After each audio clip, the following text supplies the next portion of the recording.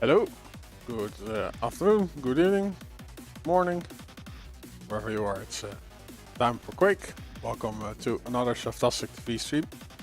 My name is Rob Korf, and we have Quake Champions, Estoty Duel 204 on a new patch.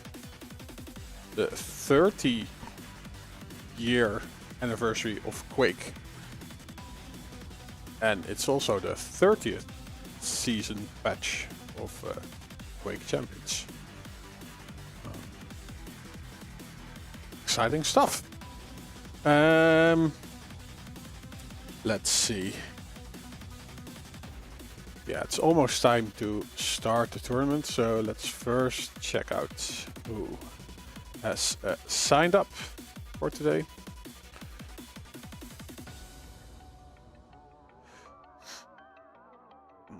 There we go.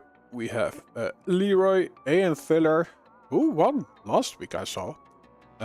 Coffee by Tomo, Dan Cesar, Gloop, Stone, Kelts, Mikey, Pepco, Rome, Strong Sage, The Pursuer, and Velshoe. Look at that.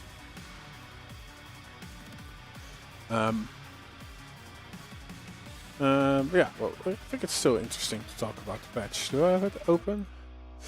Yeah, it's so much. Like if you, for example, have lost out on all the QuakeCon vanities. By the way, like the current battle pass is free for everyone. You still have to go through the motions of unlocking it to level 100. But yeah, you can get all the QuakeCon collectibles. But it also has new features like armor breakage sound. I have it on, so we'll hear it during the stream. You will have a higher pitch hit sound when there is still armor, then there is like a breakage sound when the armor is gone. You also see an animation if you have the graphics on highest.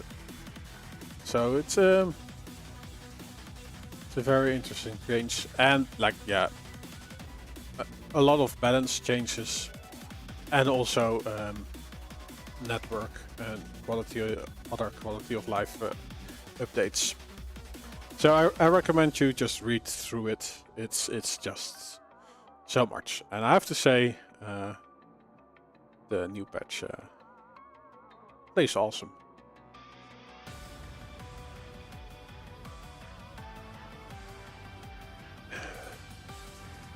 Let's see.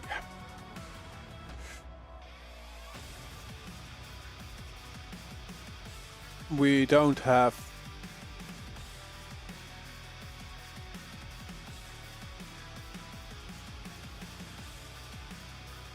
confirmed bracket yet.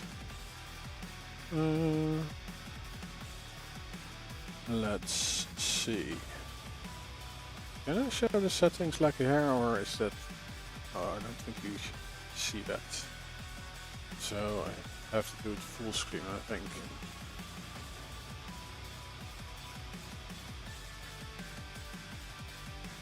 Yeah, like the tryhards will be glad that they can now hide the weapon. When you do that, the weapon does center.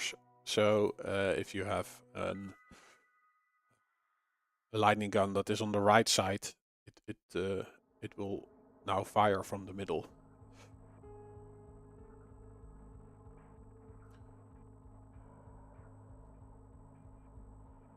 Did Sync talk about why they nerfed almost everyone's armor? No, I don't know what the reason behind that is. But I imagine there is a use case for that. Like this PTS, there was a lot of involvement from the community.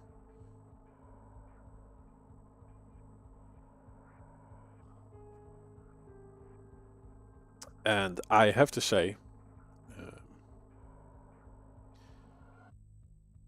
I don't play it on such a deep level that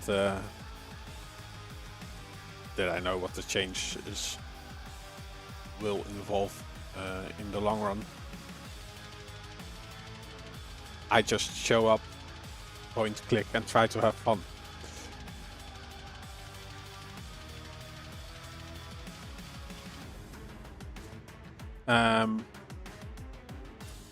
Let's my brother in arms hopefully joins in a bit, and then he can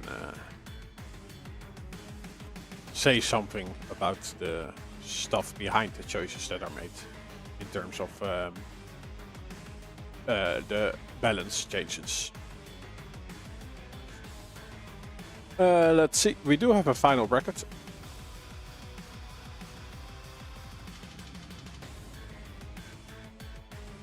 Let's see where we are going to jump into first.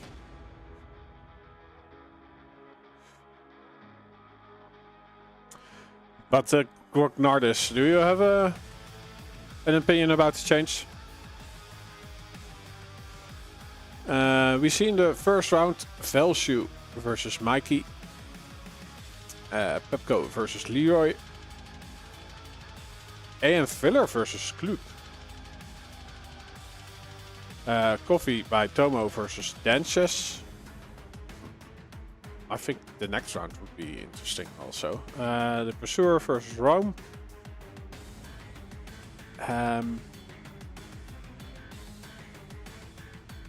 Yeah, Filler versus Kloop is just really interesting, I think. I'll just try to jump into that one.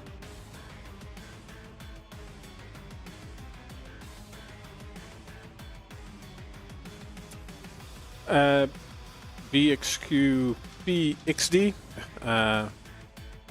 saying that it sounds like the code change. Did they?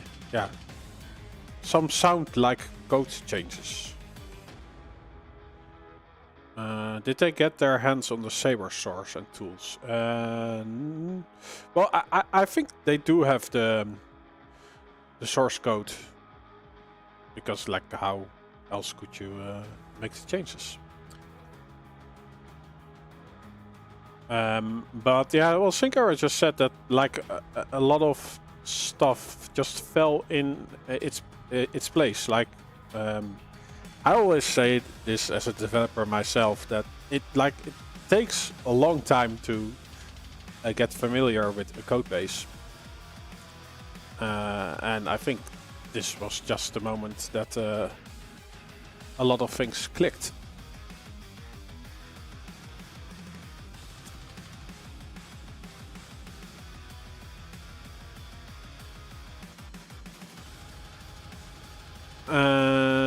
You want to go with Tomo? Yeah, but I don't think Tomo versus Dan Chesser will be that interesting. I'm going to message Kloop.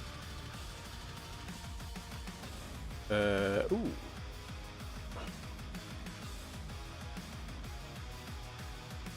I might be too late.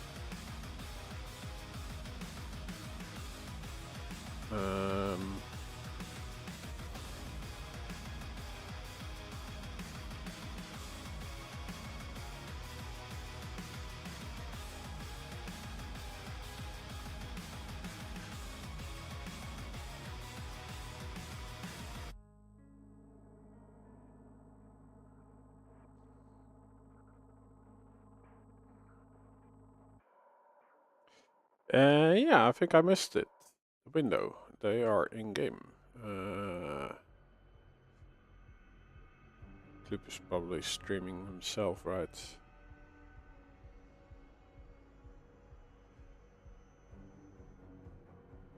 Yeah, they are in game. Okay. Is Coffee by Tomo streaming today? I've been talking too much.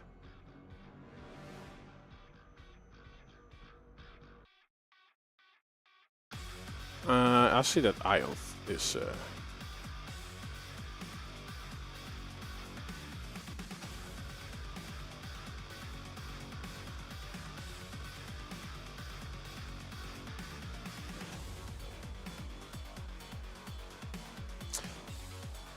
Yeah, but I think like the starting armor is mostly changed for the heavy champions, right? I think for the mediums and light, it is not that much difference.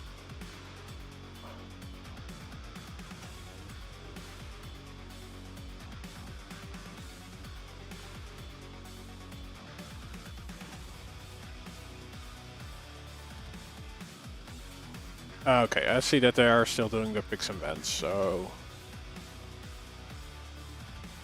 Yeah, and I think like the next round, I expect it to be Dan chess, but well, maybe Tomo's coffee is working wonders today.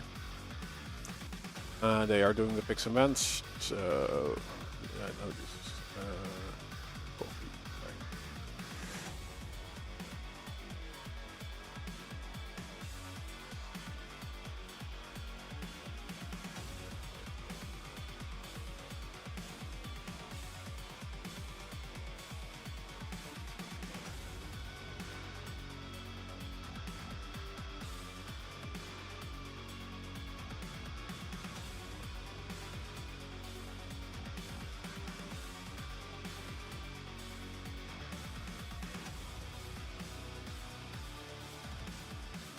Okay, I messaged pretty much everyone in the lobby. So this is the first round.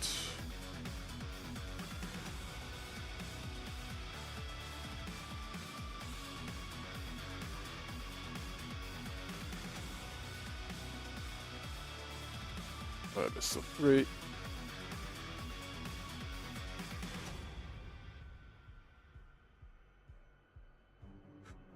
Coffee. Atomo versus Dan Chessel. Yeah, tomorrow for Europeans it will start at 6 Central European time. There will be a sacrifice tournament. I'll be playing in it myself. So yeah, if I get booted early, I might start a stream on Shaftastic TV. But I think the most coverage will be on Church of Quake. And I think this is going to be cool with the new patch, because you have now a weapon drop. And you can drop the power-up.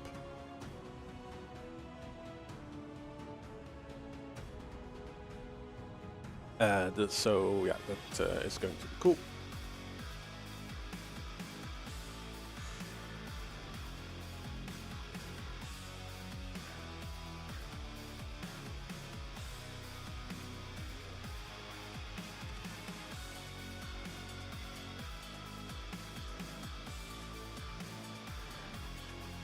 And yeah, on Sunday we'll have the 250 FPS Season 5 Round 2.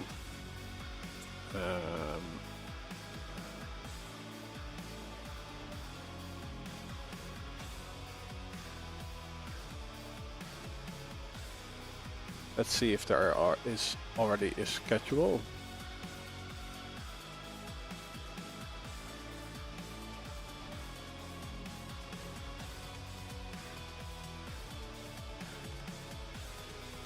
Yeah, we have Pavel versus Proximo, Kilson versus Cypher, Arseny versus Proximo, Helldown versus Arseny, Ash versus Buckstain, and Buckstain versus Helldown. And Kilson versus Cypher is at 2:30 Moscow time, so I think that is 1:30 Central European summertime.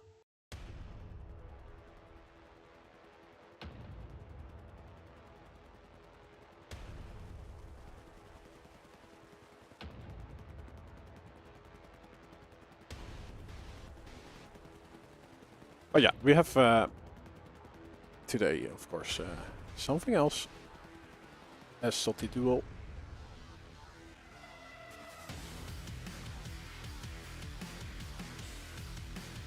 And we are waiting on the picks and bans for Coffee by Tomo versus Danches. Or Danchesor.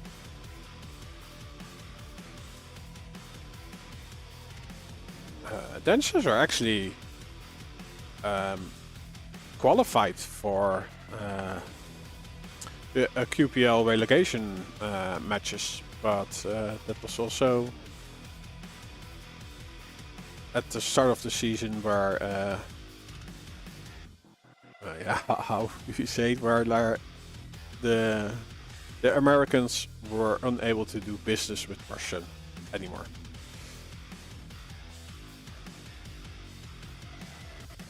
We have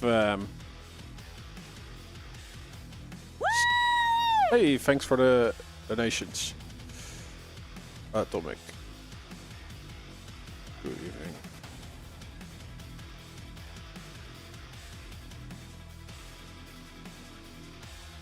We have Sync Error in the chat responding.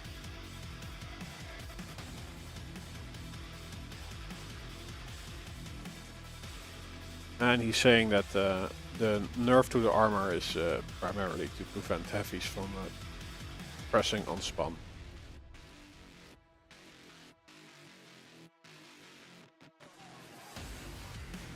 So yeah, it is a buff for the lights, I would say. But yeah, we did see they were playing, they were getting picked less than mediums and heavies, but also because like the movement speed was equalized a few patches ago, while a lot of those speed limitations are now removed from mediums and lights.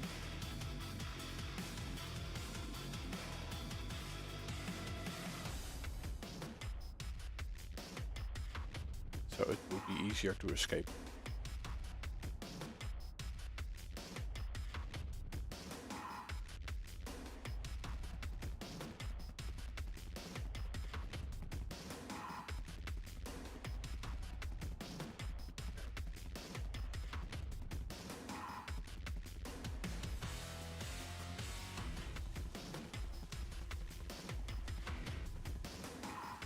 And this is also a bit of a response to the reduced railgun damage. That's also what Lethead said in his video. That now from spawn a light is again railable, or yeah, railable with 2 hits.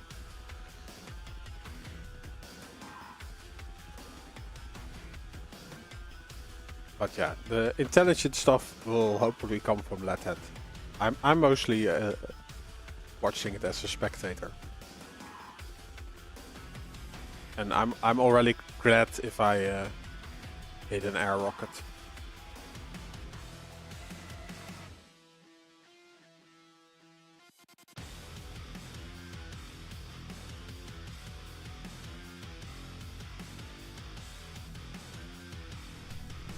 Like,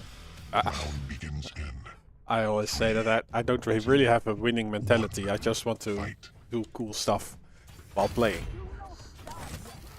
But yeah, we are on Danches actually. Yeah, we haven't seen him for a while. Yeah, that I wanted to comment, but I did not have the joke ready.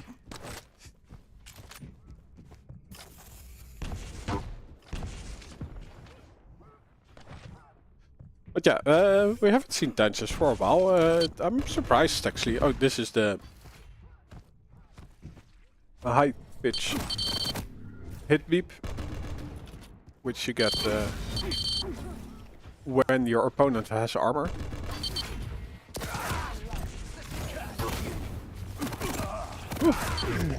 Oh, okay. He does a decent amount of damage before dying, but yeah, Coffee by Tomo, he probably had the first heavy, so he could sustain that damage.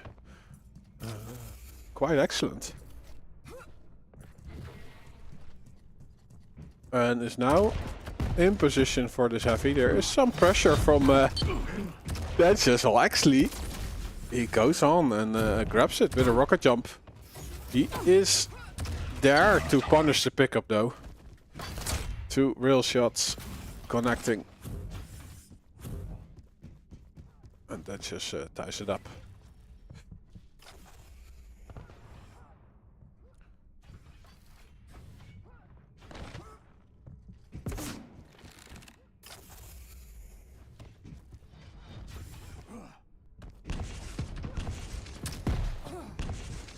Combat Tomo bumps his head while trying to get to the higher ground.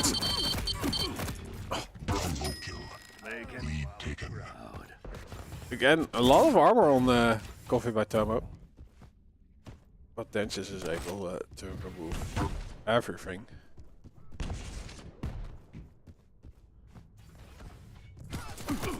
Yeah, I'm typing and casting at the same time.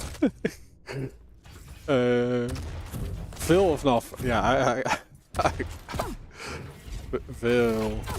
Oh, vanaf. I was trying to remember the map title. That's just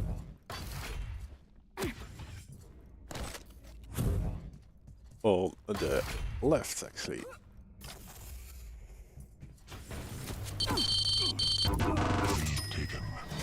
You are unworthy. And Coffee by Tomo on the right. There we go.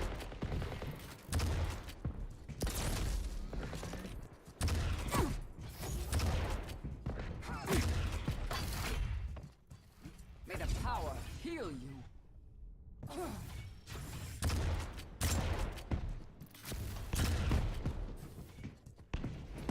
Dance is now at the middle level. And we actually saw Coffee by Tomo try a similar audacious move that Dances did a few rotations before. Coffee by Tomo is not getting away. He's waiting on his mega health and I don't think he was waiting at all. Like it's 15 seconds away.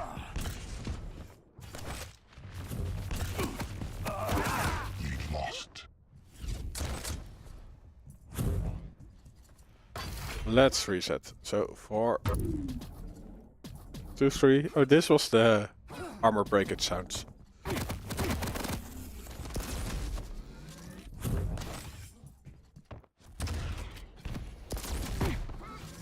Be healed.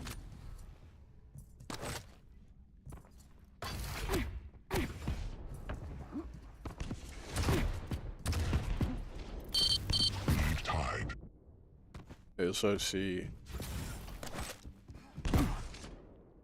stopwatch that the totems have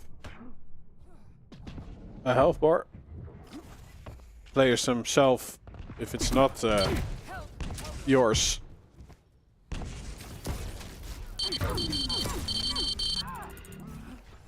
you will only see that 5-minute warning.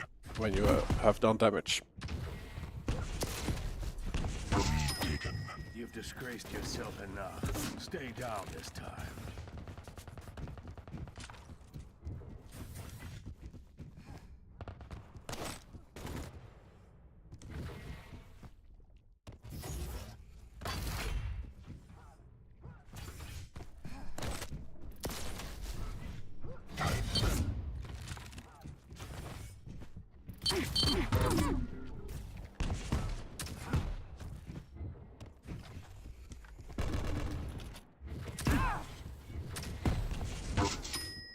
You came to the wrong fight.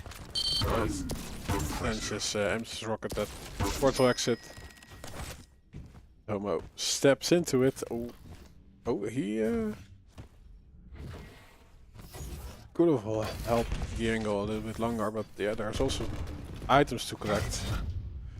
So that does mean that Tomo has some room to collect a rocket launcher, and LG he has the unholy trinity. Impressive.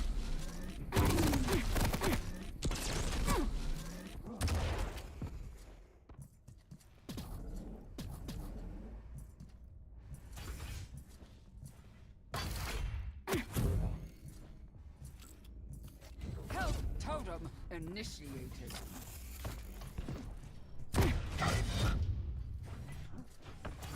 Both heights up at the same time. Tomo has 3 totems up. So he doesn't really need the mega health anymore. He heard Dance making a sound. And yeah, if he does a ton of damage, there is return damage though. And yeah, he doesn't know when this spawns, so... Yeah, still, I think he did a decent job of damaging Dances, but was not the play to make if you don't know the exact time. Impressive. And now Dances is actually doing the same, but he's able to fend off Tomo with great rockets from both sides. First on the upper part of the map, and then on the middle part. But look at that, Tomo gets a sneaky angle.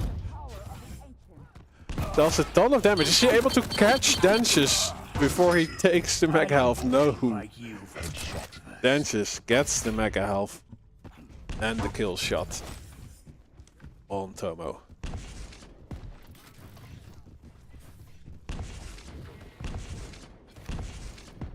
I think that Tomo has become quite strong actually. It has been a while we've been seeing him play on Shaftastic TV, but he's been playing a lot.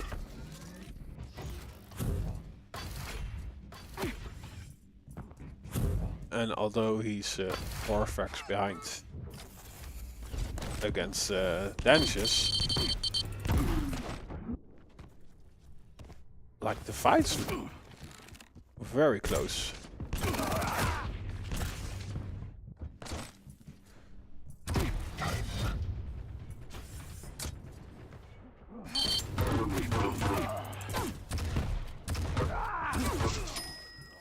Run, you dogs.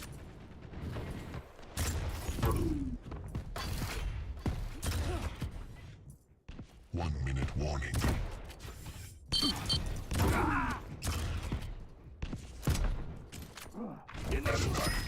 You should There we go. entered this domain. Gotta find another way. Virtual frag. The orb is also a little bit different. You can now shoot at it and it will explode after a certain amount of damage. And the longer it travels, the more damage it will do.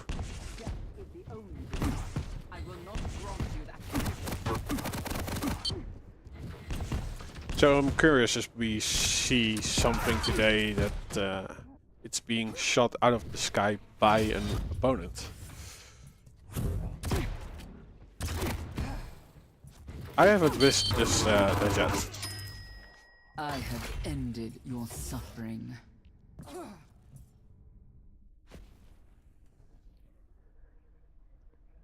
So, GG by both players. Dances is the winner though.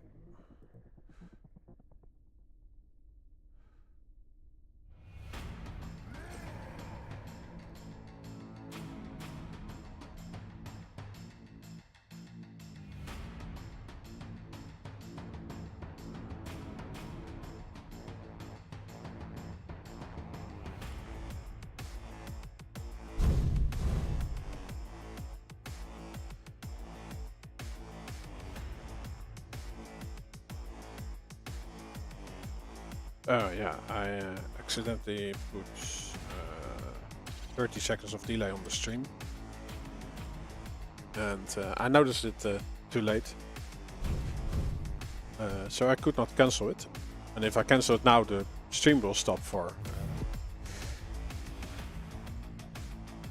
a few seconds, I guess. Or maybe not, actually.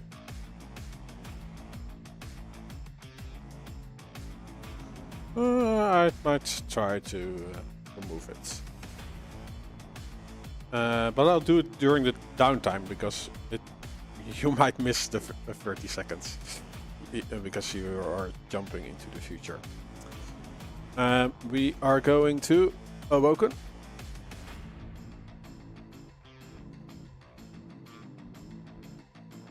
Where we see Coffee by Tomo on Athena. Dances on Stroke and Peeker.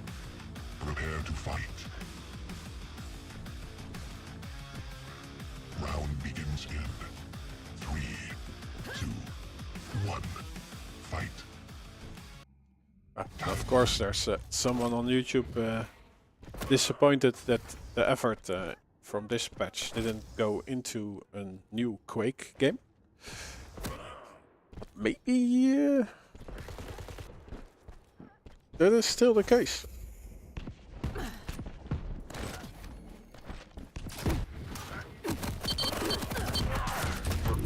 Oh, bye bye, Dances. At least the legacy will prevail into the next game. That stirred things up. Decent damage by Coffee. Tomo again. He just didn't move an inch. Well, all he had is LG out. Then just not really the stack to get into a fight yet. Stopwatch. So great composure by Tomo. Is he able to do something about this heavy? Oh, he's actually baiting it, but Dances is not going for it. He does step forward during the reload of Tomo's gun. When you can pull 10 Gs under But fire, he didn't still really get shot, commit then you'll be on fully. Which was a bit of his death sentence.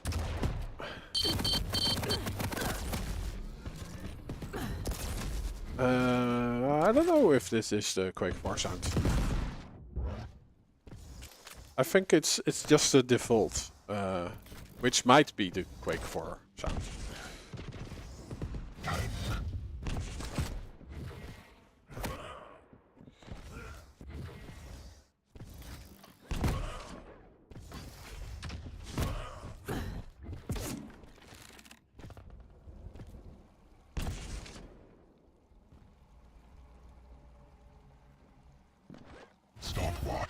Then just really chilling on the mecha health. And he sees Athena hooking up onto him. Ooh, he's quite weak though. And yeah, with like Athena just hooking in. Yeah. You see something whoosh by.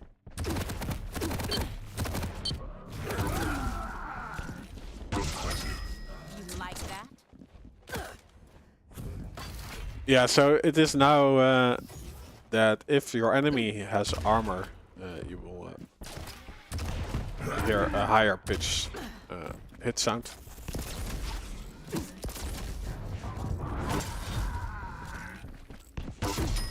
I can show it in the menu what you got. when this map is over, and we'll check, because there are some variations to choose from.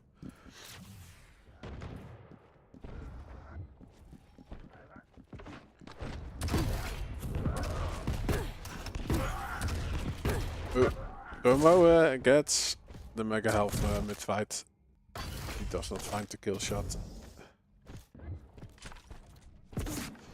He will get the heavy, but I don't think it will come for free.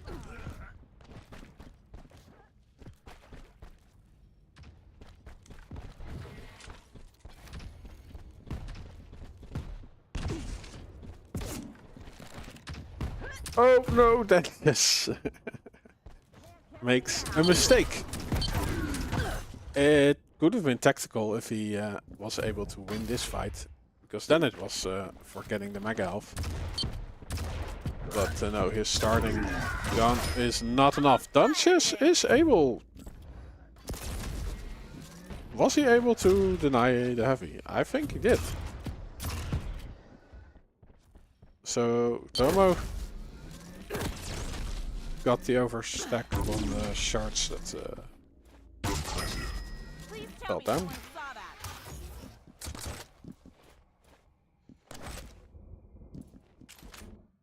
But it doesn't get Dunches anything.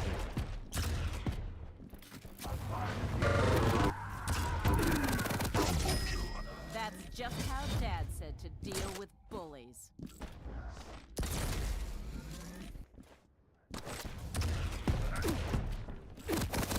And I think I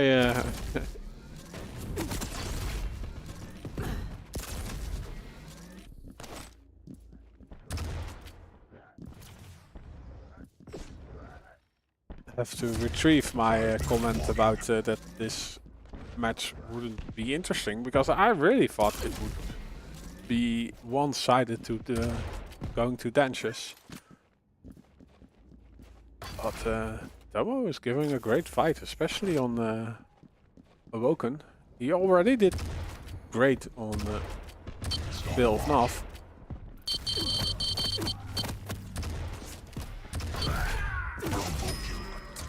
Just keep up with me. Killing But spree. it does not seem that Dances has really an answer for the speed that Coffee by Tomo can work with Athena. Stopwatch. Like really focusing also in hitting that peaker. There's only Just one. staying idle and Tank. fully focused on hitting that peaker out of the sky. Ooh, his damages output is a little bit low though. But yeah, he can just disappear around the corner and we really see like Dances like, okay, this is just not fair. Well, you can have that feeling when you play against such a good Athena player. Like that everything you do is worthless. Hit him hard and hit him fast.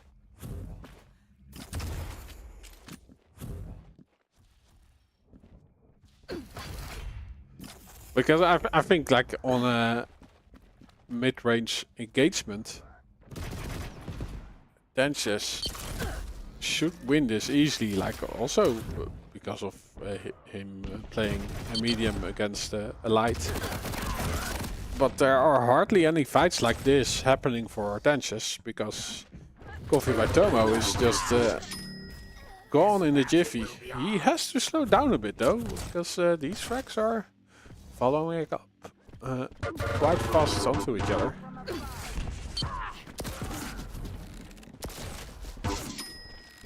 How sad for you.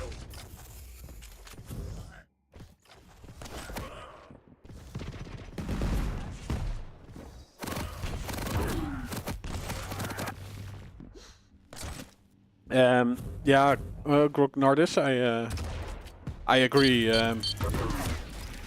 It takes some use to, but after playing it a while on PTS, I actually quite like how it works.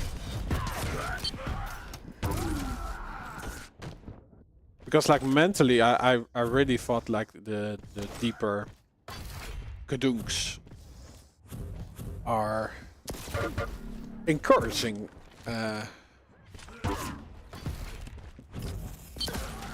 also when hitting a great streak of lightning.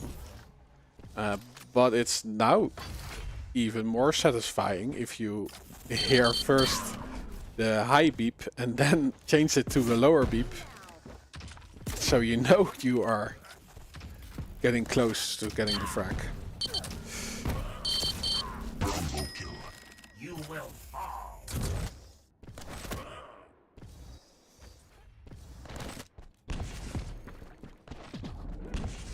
But of course, yeah, in the settings you have 4 options for the armor hit beep and 4 options for the normal hit beep, and you 1 minute warning. can have several variations because of that. And you can also just switch back to the old one. That you only have the lower hit beep for all your hits. For all your greatest hits.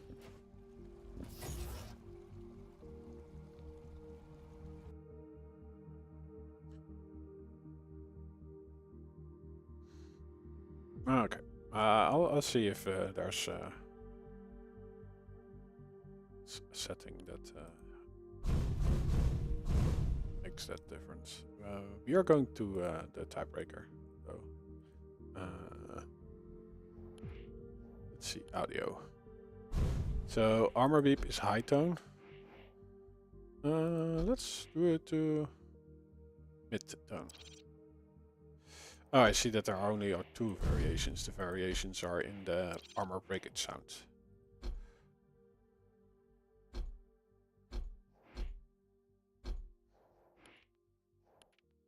So let's see how the mid tone sounds. Let's quickly take a peek at the picks and bans for Runes of Sarnath. Dances on Nyx. Coffee by Tomo on Visor.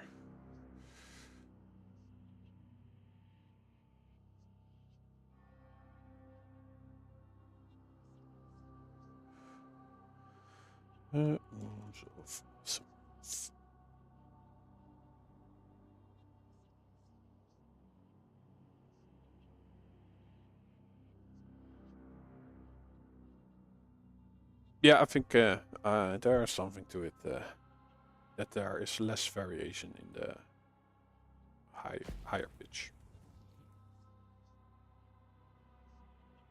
Prepare to fight. Hey, Mitty. Round begins in 3, Good evening. 2, 1. Fight. We have a kind of a classic matchup. Visor versus Nyx. Nyx with the Ghost Walk. She will be invisible for a few seconds. Visor has the Piercing Sight, which basically negates that ability from Nyx.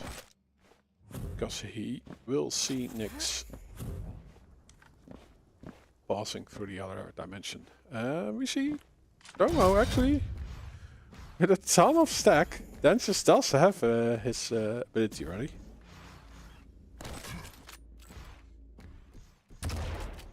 But yeah, Tomo will have it also. Let's see if he's going to save it for an engagement. No, he just wants to use it to be aggressive. But he eats 3 rails and all the switch to the tribal is a good choice. Lead taken. But only a little bit of it hits, and Tomo still able to defend his position. Stopwatch.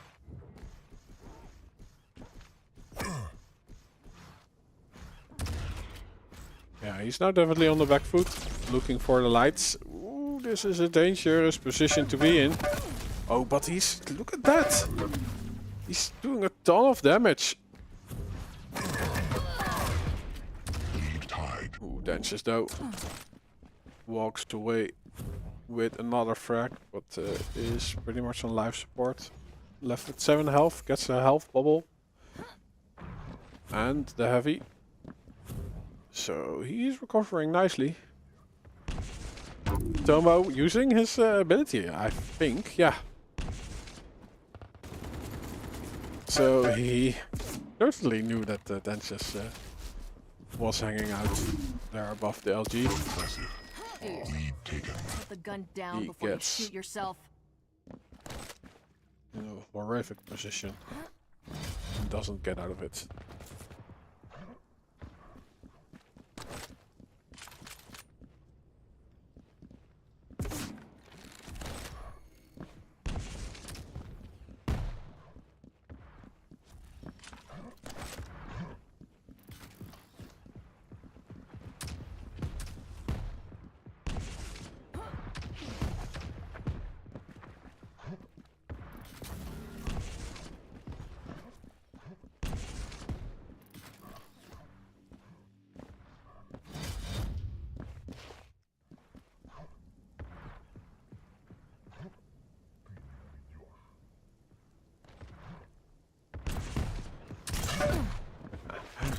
Then just hearing the activation of the piercing sight. Trying to bait Coffee and That's another one down. well, Coffee tried to make a move. Then he retreats and Dentious is just doing his work from a distance. Yeah, Dentious is definitely in his element on such a maps as this. Large open areas. His hit scan capabilities are coming to full fruition. And he's not really moving at all. He's just waiting on an engagement. And as soon as he sees Coffee by Tomo, he gets a lot of unreturned damage before Coffee is able to get close to Dentious. So I guess this is a little bit frustrating for Coffee by Tomo because he's 2 frags behind. He's not getting a lot of closer to the next frag, but while I say that, he gets another frag. This is a clean one. Tries to hit Dentious through the grates, but unsuccessfully hits anything. So he got the frag, but is quite weak after. Needs to let go of at least the mega health. He might be able to fight for... ooh, wow, good decision by Dentious. Just going full for that rocket and then disappears with the Ghost Walk ability. Stopwatch. He also earns himself the heavy. Tomo is able to get both lights on the map though. Also some time files for his ability. Dentious doesn't have his ability yet and he gets discovered. Ooh, but the return damage is quite good. He walks away with the heavy. Barely any health though, but his ability is back up. And he's also in position to get the next mega health. Yeah, ooh, he's available. Gets the light just in time. And he's able to get the opening damage. Dentious is still peeking.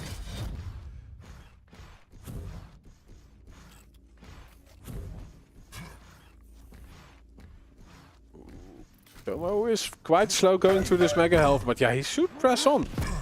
Oh, again, nice move from Dentious. Is Dentious still around? Yeah, he hits a real rocket combo as soon as he appears again.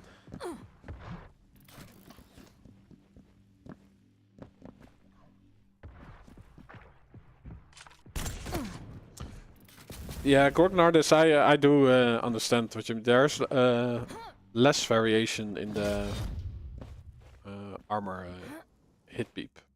So maybe an option to turn it around.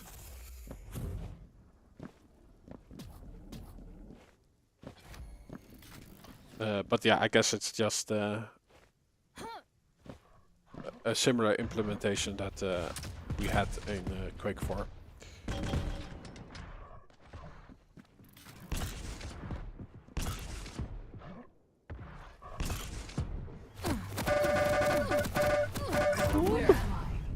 Sloppy LG, but it gets the job done, and wow, the timing on that rocket from Dentious. Oh, but he's a little bit too cocky, and the vision is there. So much opening damage, but the LG is empty.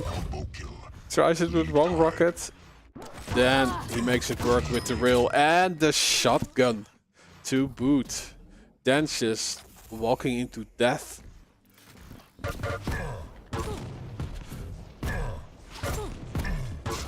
Yeah, okay.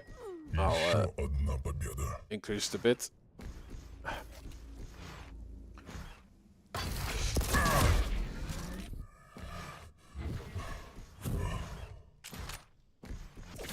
Ooh, but look at that. Dances Lead tide.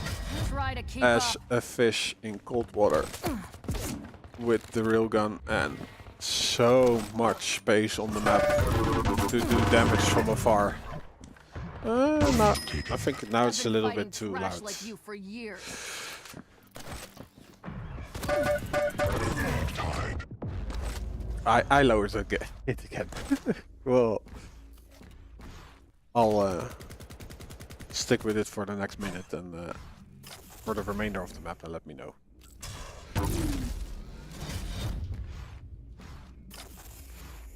1 minute warning.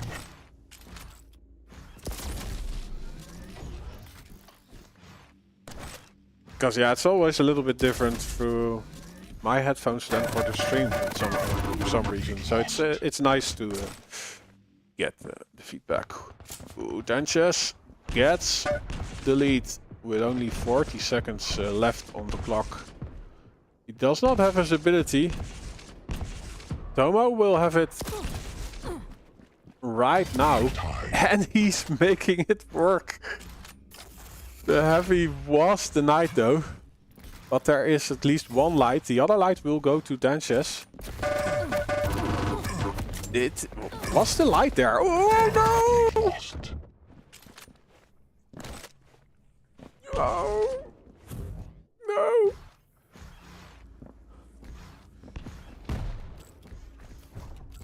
Oh, and the last seconds is being used with the ability.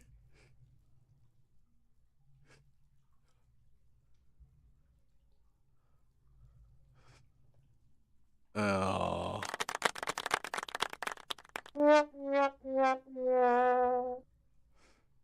But yeah, the applause for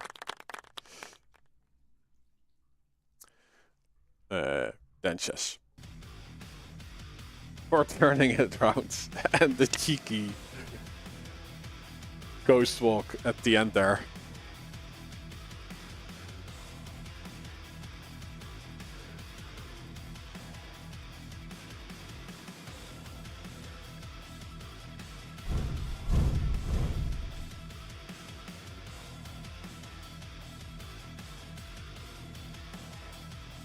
Whew. I need some water. Yeah. Wow, coffee by Tomo. Did great against Danches.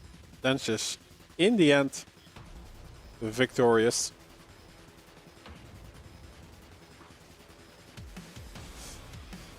Yeah, let's look at the bracket. Yeah, Stone was waiting for the outcome of this one. Speaking of waiting, hello. Hey, hello. Good day, sir. Good day indeed. Hello, everyone. Does this still work? Hey! And you get confetti. I get confetti. Yeah. What are we celebrating? My My arrival? the 30th anniversary Yes, indeed. Yes, indeed. of Quake and the 30th season of Quake Champions. And your beard has become more glorious. Okay, it just happened.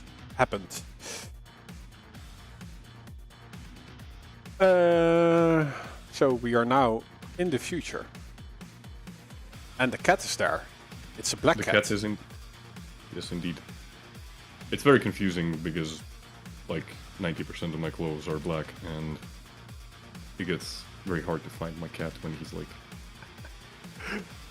sleeping somewhere where I have like put down my jumper or something. Yes, he's very happy. I just got home. I like took a quick shower, so I'm like still a little bit in the mindset of my work, but I'm here. Okay, yeah, And, that's why I'm. Go ahead. It's the same with me. Like coffee helps to bridge the gap, to bridge the gap. Drinking an energy drink, but basically same thing. Yeah.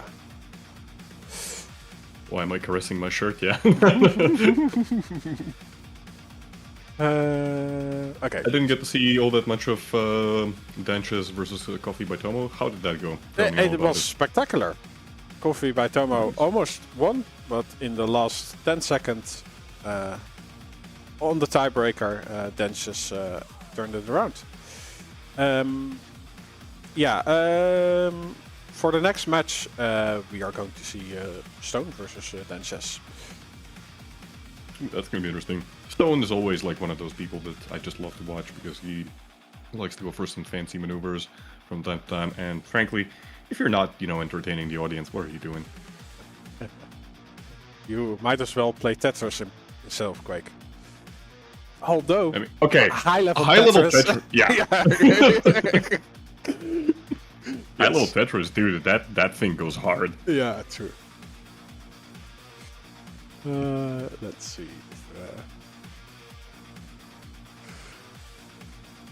We have it's S versus D, I guess. I would assume so. You can ask Ion for an invite. Very well, that's what I shall do. It is a good weekend for Quake, actually. Because tomorrow we have a sacrifice tournament at 6 o'clock Central European summertime. Is it summertime? Yeah, I think it is. It's definitely summer, all right. Yeah. Not sure how time works, but it's definitely summer. It will be over at Cheers of Quake.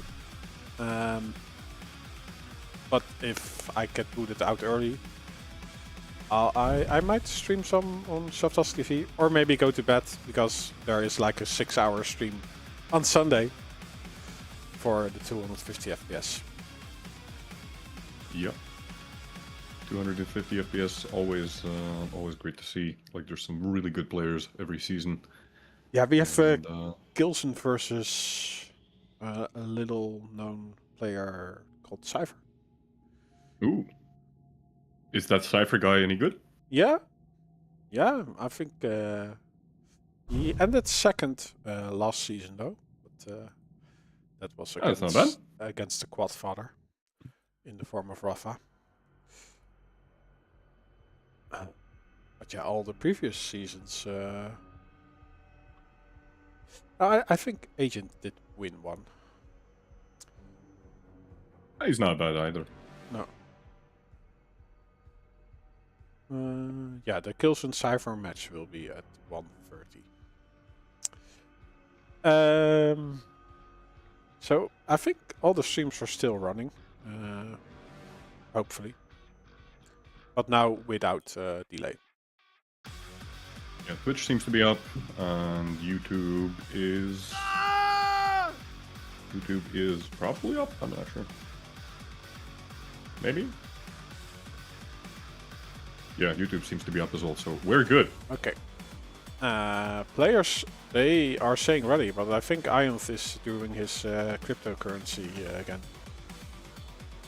Like, We're on the wrong map, aren't we? yeah. Because the first map to be played, according if S versus D is really Stone versus Danches, it should have been Ruins of Sarnath. Or are we looking at the wrong S versus D? It's 1-0 for Stone. What? Did he just forfeited the first map? Or like versus Death Knight? Or they what? What? What happened? Chat, fill us in. What did we miss? Like, we didn't jump into the future. Goodbye. Spasiba. Goodbye. Oh, I didn't realize the bind they get. What's going on? Begins in. I don't know. I didn't realize the binds are like translated. I don't know, but it looks like they're playing Veil. I guess like, who are you on? but we didn't miss the map. No. I mean, it doesn't matter. Stone, he's locked in. He's playing Sorlag and he just got the first blood. Danches trying to make an aggressive push after collecting the heavy. Mega was up that entire time, and Stone, with superior positioning, able to secure the first blood. that sound of the rocket launcher is bizarre. It's the dubstep gun. It's the dubstep gun. Indeed. It's so good. Skrillex lent in a hand. And Quake has always had, you know, Leave tide. Dance very roots. high. It's always had been like connections, like it's always had connections to like musicians in some degree. You know, obviously Trent Reznor's soundtrack from the original Quake has been hugely influential. And why the hell not Skrillex as well? Like, just put the Skrillex gun in the game. There we go. While we're waffling on, we got 2 frags already for Danches. He's got himself in a pretty good position, collects the heavy. Stone now trying to secure himself the high ground, collects the Mega actually almost for free, gets a decent amount of damage as well. Half of Danches' stack has already been eliminated, and Stone is now in a pretty good position to contest this heavy as well. Danches currently on the low ground. He's gonna hear Stone coming. Both players go for the rocket jump. Beautiful rockets by Danches into a rail. That's gonna get Stone extremely low, but Danches has to be careful.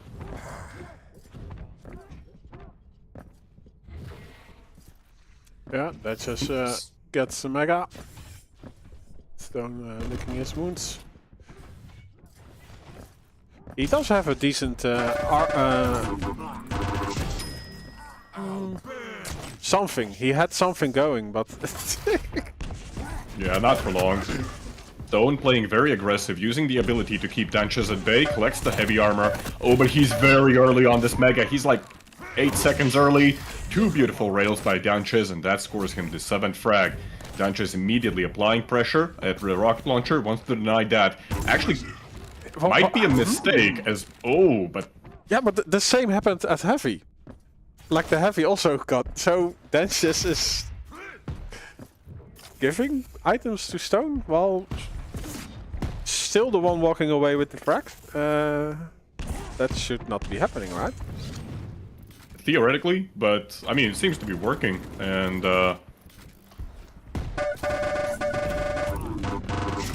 the item is, of course, it's a force multiplier. It is not a decisive factor on whether or not you're gonna win the match, and Danches, even though, like, yeah, he's actually falling behind in terms of heavy armor pickups, he's 4 frags up. Great rails by Stone, misses one, that's gonna cost him a lot of health. Danches takes one more to the face, and that's gonna send him packing. Oh, but a beautiful rocket. Here's the lizard coming around the corner. It might happen again, even. Stone very low, and with the acid spit, he's able to secure a trade. Oh, I'm now reading YouTube comments. By Meaty. Let at your beard makes me hard.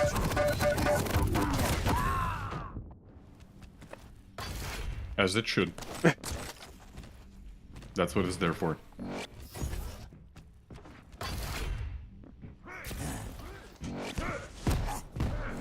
Yeah, I would be a bit speechless after hearing that also. What does it all mean? The words, what do they mean? I understand them, but I don't. Danches trying to apply pressure. He's pushing over to Mega. Stone, however, keeping the high ground, taking a little bit of splash damage. Is Danches actually gonna go push through the teleporter? He does.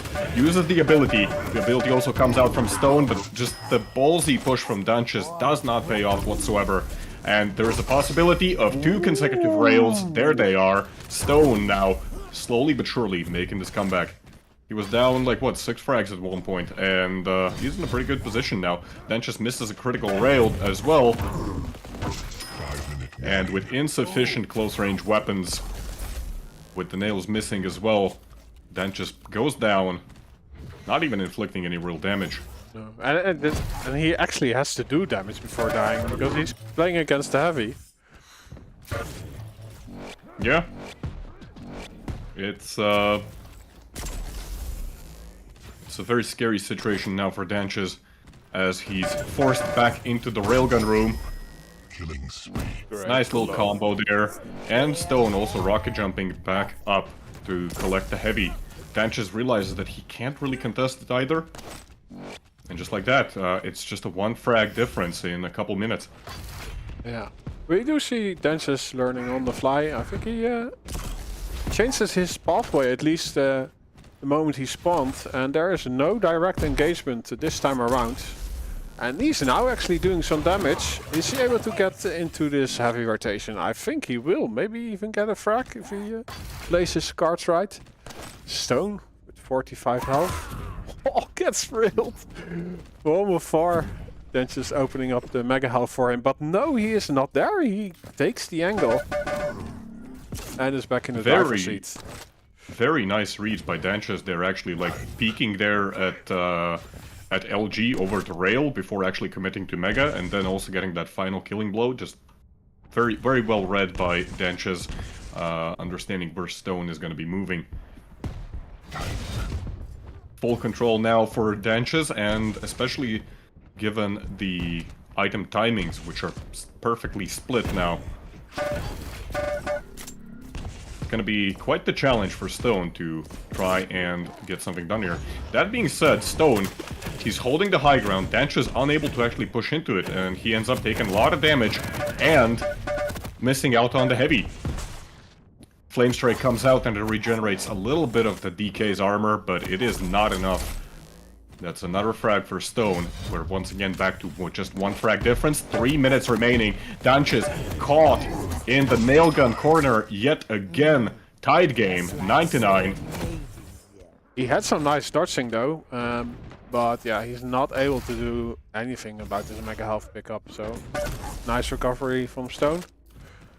Danches does have his railgun, which is a big part of his game plan, but there's just not a lot of room to get the angles on this map.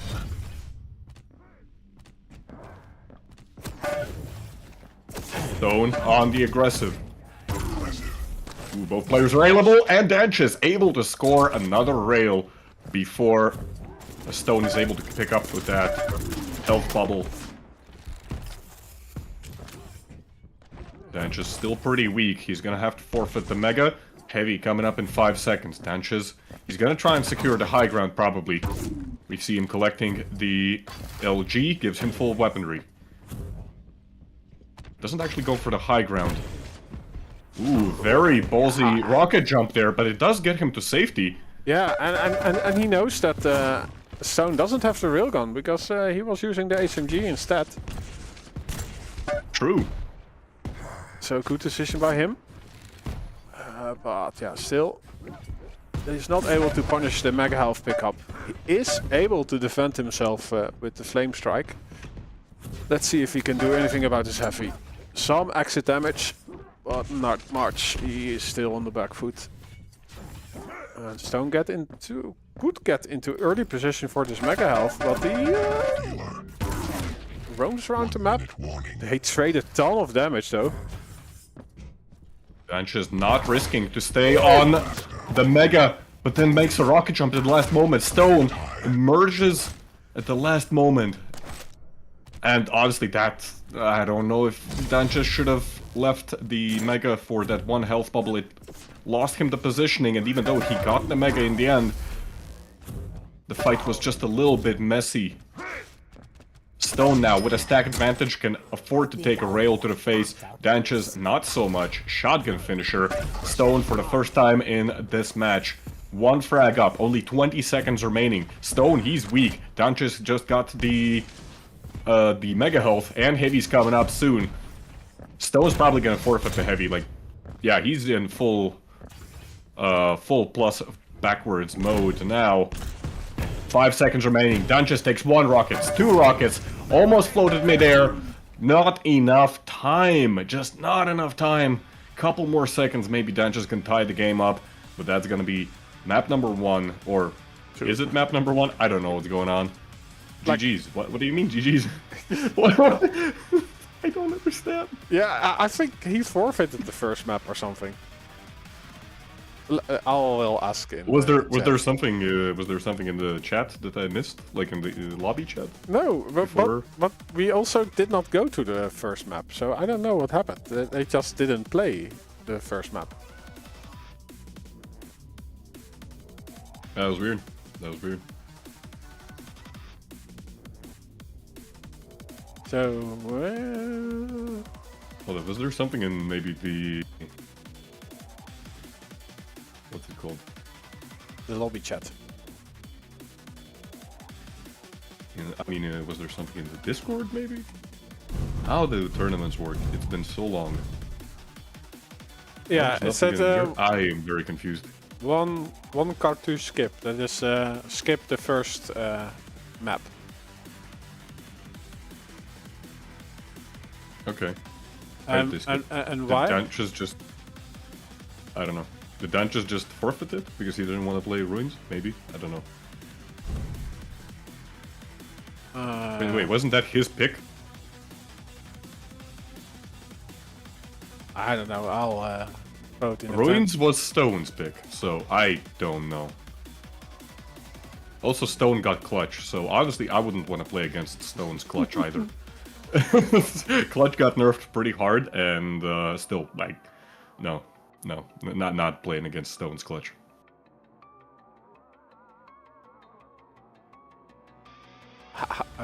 Yeah, it doesn't say a reason. I think it's just he said like you get the first map,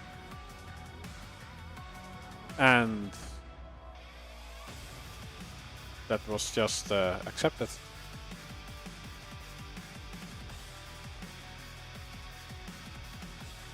Like, yeah, prosto. Yeah, that doesn't. I just asked Ion. Maybe he understands better what's going on there. This is just saying I'm in awe of the game. Okay.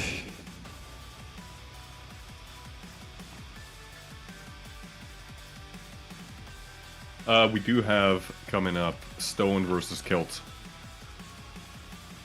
And I think that's going to be pretty fun. We do have a link for the picks and bans. Yeah. I accidentally closed Twitch.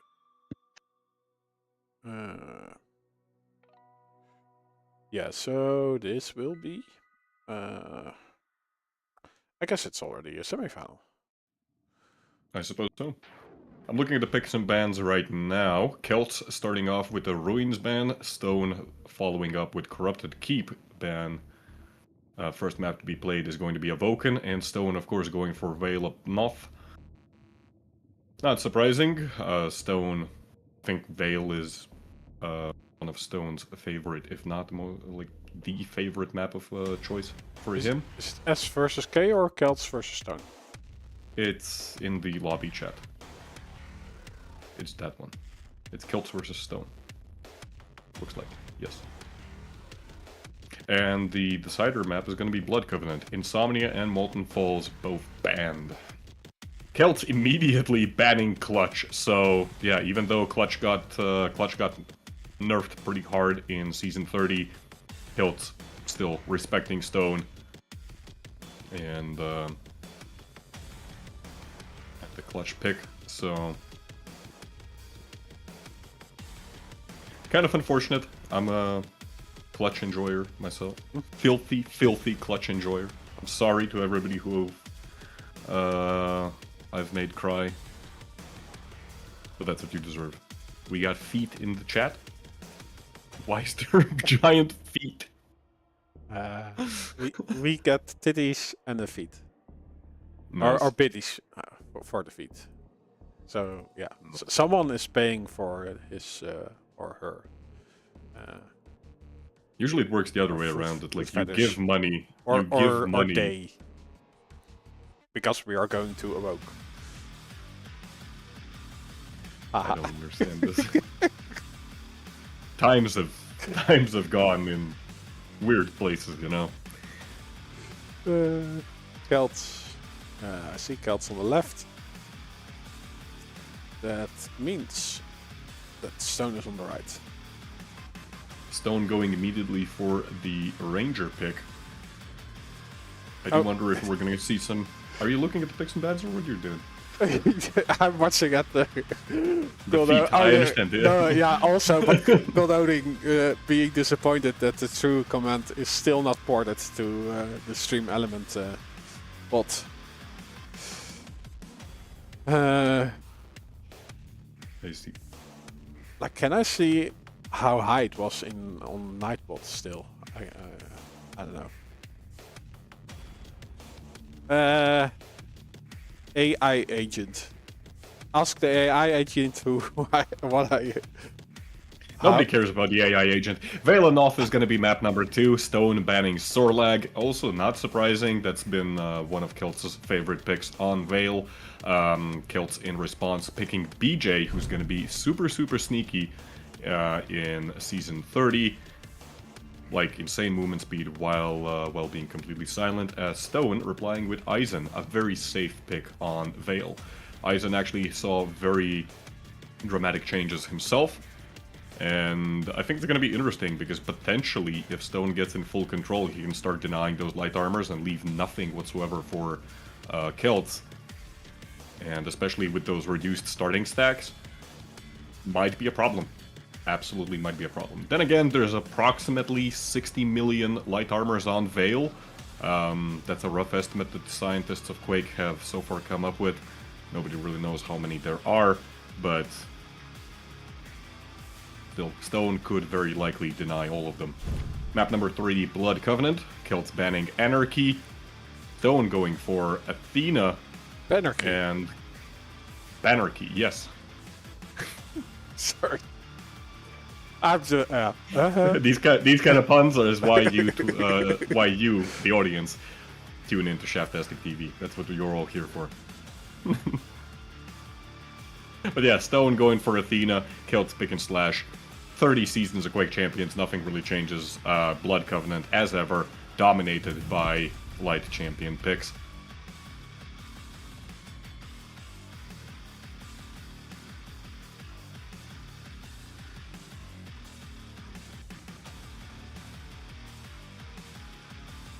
Those are going to be the picks and bans. Nothing really surprising there. I think very safe picks overall. Like, kind of surprised actually that Stone doesn't go for Keel, given that Keel is even stronger this patch. Like, nothing in his design changed whatsoever, but just whatever passives he had, they are even stronger. Puglife saying that I look so cool. I'll print that out and I'll hang it on the wall. Crazy, sexy, cool is 2, 1. what you are. Fight. I'll take your word for it. Yeah, it's also an album by TLC. So Tender Love and Care. Very sexy, cool. It's just so much. So much. All these words, I can't handle them. Anyways, Kilt's actually gets the first frag very swiftly. Stone trying to steal the Mega, but Kilt's with DLG able to chase. And that's gonna give him the opportunity to get the second Mega as well. Stone's Tribolt, however, very effective, pushes Kilt's away from the upcoming heavy. Takes a rail. Here comes that Swedish LG. And 2 shotgun blasts to finish the frag. That's frag number 2. Already 1 minute in. Stopwatch. There's something nostalgic about watching a Swedish player with great LG and the high tone, like the high pitch hit sounds.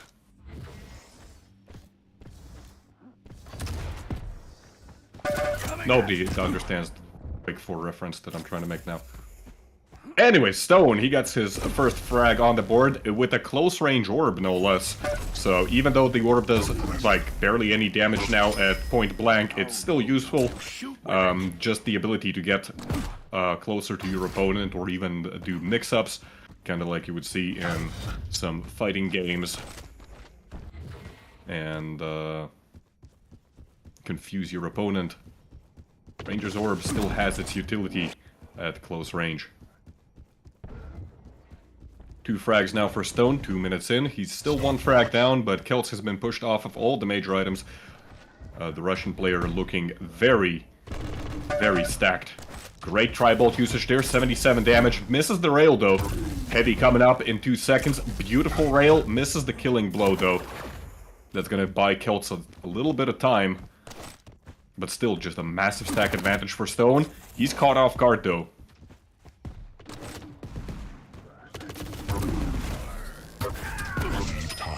You come looking for a fight? And frag number 3. Oh, beautiful. Was that a direct? That was a direct. Stone with those signature rockets of his. You off the wall. They look great on stream. They look, you know... They look great when just spectating, but having the absolute displeasure of playing against Stone, sometimes it really does feel like his rockets, they're just homing in on you.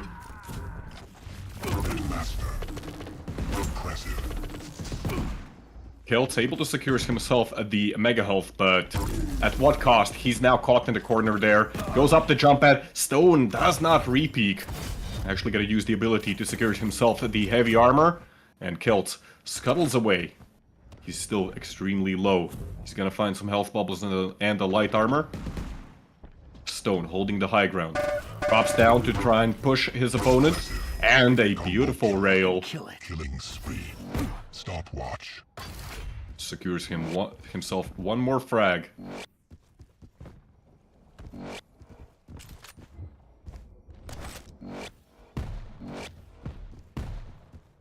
Heavy armor is up. Stone actually opting to go and get some more damage in.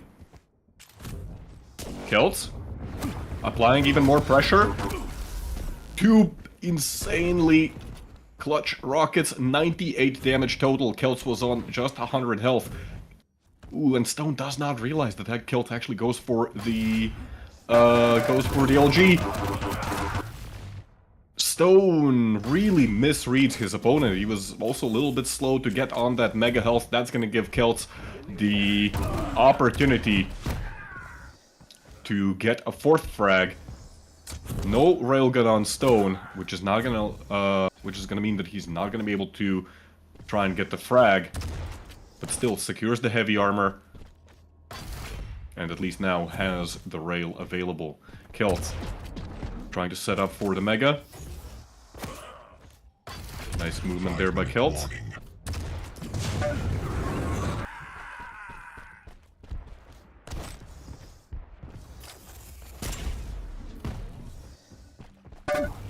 One trying to apply pressure from the high grounds. Rockets so far missing. There's 1, there's 2. 170 stack on Celts and another rail. Both players almost on equal stack. Comes through the teleporter, blasts Stone in the face with the shotgun. A lot of damage taken in the process, but with how quickly Strog can move around the map. Close range shotgun fighting. Stone hesitating just a little bit. Misses the killing blow. That's going to be 1 frag advantage now for Celts. Stone, in spite of everything, applying pressure immediately off spawn. Lead tied.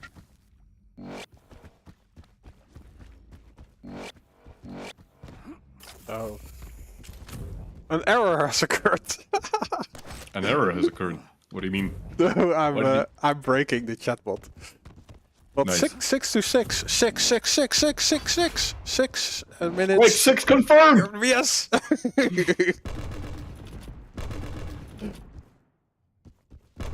True. But, yeah, I think... True and real. Wait, does the true command work? Yeah, but I think it is... The previous one was much funnier. Right? But I don't even remember. But I didn't even know that there is a true command. it is before your time. Yes, I'm too young. I get it. But ooh, Stone bobs Kelt's away. Kelt's able to get the heavy toe, and then we have a rocket jump from Stone, but out of the map. Yeah, talking about bopping away, Stone really not jumping at the right moment there. Yeah. Doesn't hear Kelt's coming, and I mean, even if he did at that point, you know, Kelt going full speed, able to secure himself the 7th frag now with a 2 frag advantage. We have 2.5 minutes remaining. Stone has all the time to try and make this comeback. Beaker comes out. Pretty good damage inflicted, 60 for basically free. And Kelt's continuing to push. I have to say he's one more quite frag. fast with the crouch slides.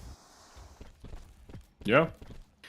Some people might look at the patch notes and say that, like, okay, like, you know, Ranger had his movement speed increased, like his maximum movement speed increased, you know, some of the other medium champions had their movement speed increased. Strog actually didn't. Strog remains on 650 maximum movement speed, and you know what? I still think Strog is by far the most mobile medium champion in the game. Yeah, Just like, that. yeah, it's the acceleration that makes him so fast. Exactly, it's the acceleration and the fact that you can retain any speed that you build up, and Kelt is demonstrating that right now very well. That's Stone also left. why there is no change to slash. Correct. Oh. Stone. Yeah. Dropped just a little bit too many frags, and that's gonna be an early GG with 1.5 minutes remaining, but you know, when you have 7 frag difference. It What was can you do at that point? the rocket jump that stopped the comeback from happening. Yeah, and I think the scoreline doesn't really tell the full story there. The match up until that point was pretty close. It really was, and had it not been, you know, for that unlucky engagement, it could have been Stone's game, it could have been Kelt's game. Beautiful to see both these players just fragging out. Yeah, and oh yeah, we are gonna get Will of Love, so I do think there is a chance for Stone to get back into this one. We have Kelts on BJ Blazkowicz, Stone on the Eisen. Atomic Swede with the, what is that, 1000? I'm starting to become dyslexic, I don't understand numbers. That's 1000 Biddies. pings. I don't know Biddies, the... but this is without the giant feet. No feet. So the No feet. It doesn't count. Show us some feet, Atomic. But thanks anyway. Thank you, Atomic. Much appreciated. Map number 2, yeah, that's going to be Vale. Stones. Signature map, I would say. Prepare to fight. This was a Stone's pick as well, if I'm not mistaken. Yes, so this was Stone's pick. Havoken was Kelt's pick. Let's see how this is going to go. I really want to see... I'm actually going to start on Stone as well, because I really want to see, you know, what's he going to be able to do with the new reworked Eisen. For those who don't know, Eisen no longer passively regenerates armor. Instead, all armor that he picks up also goes to his turret. That's insane. Ooh, direct rocket. Yeah. And a direct rocket by Kelt. I already noticed it in the sacrifice that I spawned in front of a turret. Impressive. Yeah. Shame and pissing yourself. Both players extremely low. Stone could easily apply pressure off spawn there, and he does. Takes just a little bit of damage, basically nullifying all of his armor. But there we go, the Timmy now standing at 100 armor, 50 health. And that's... It doesn't sound like a whole lot, but... It makes it just a little bit more harder for Kelts right now to actually apply pressure to Mega. Very unlucky engagement there for Stone as he gets shot out of the sky. Oof, but the rocket sends Kelts flying. The turret was actually relocated, if I'm not mistaken, right?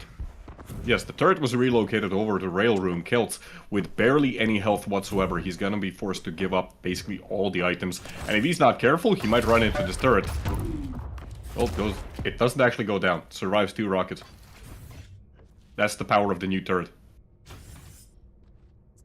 No, this is second map. Celts won the first one. You can see the map score on the lower part of the score or overlay.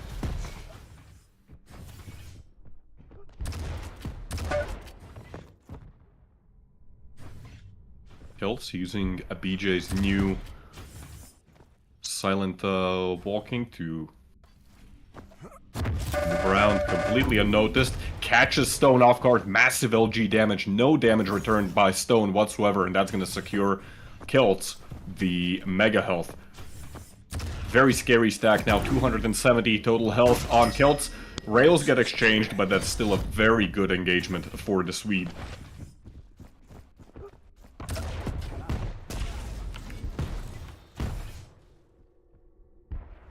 We do have a turret on the high ground. Stone taking massive amounts of damage. Was it really worth it going for that light armor? Stone extremely low and exposes a part of his body for just a little bit too long. That sounds very wrong. I'm rhyming, yo. Expose your body. Yeah. Yeah, don't expose don't expose parts of your body for a little bit too long, guys. Don't do it. On some places it is allowed. Unless you have consent. Unless you have consent, and there's there's been rules established. Time to die.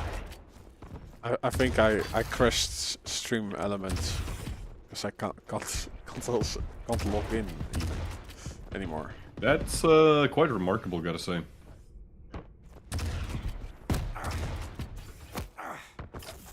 Kelts once again on the back foot, but Stone also not really able to get any real damage on his opponent.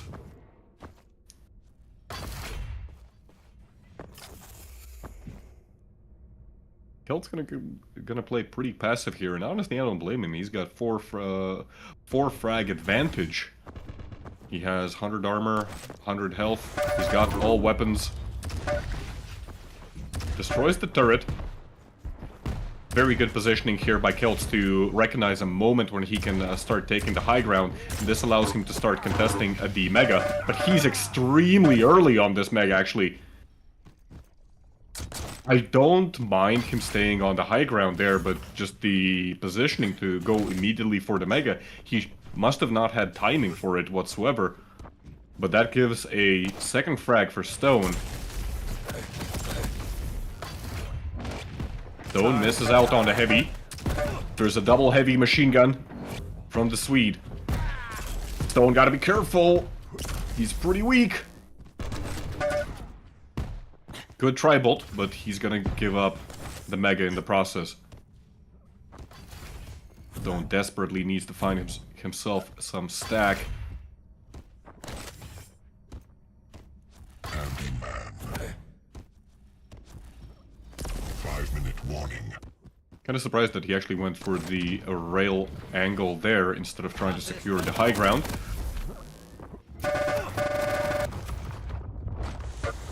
And Stone kind of doing the same mistake that Kelts did. Arriving, standing on the Mega just a little bit too early.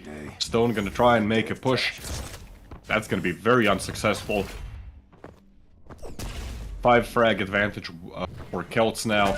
And we are at the halfway mark. Impressive. Insane stack right now on Kelts. Stone even falling in the acid. And that's gonna be GG's. 8-2 is the final score. Kelt's pretty dominant, I would say. Yeah, that's another spot where you can escape from. That sentence is so cursed. Yeah. Okay. I'm talking about the true command. Yeah, like It's so cursed. It's just like, what is this? Update is in progress. Please wait. What? Sync, what are you doing?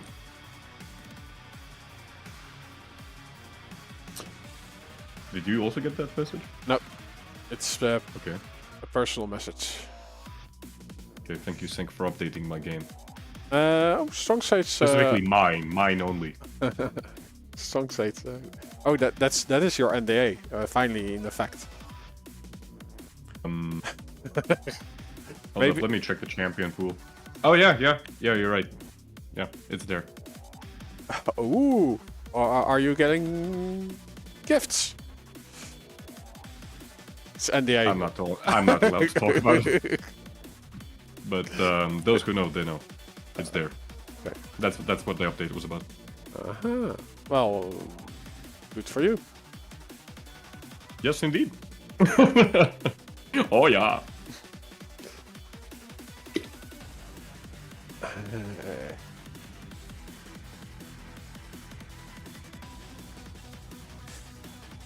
Yeah, we'll get into the final already. Which We're moving through the ladder very swiftly, yeah. it's going to be Strong Sage versus Celts. Have I always been this blurry? Is it because of my shit lighting setup? You have more color than me, at least. I look like a zombie. Which is funny because I'm actually really pale in life. But yeah, I have the lights on white because if I add color, then my green screen is acting funny.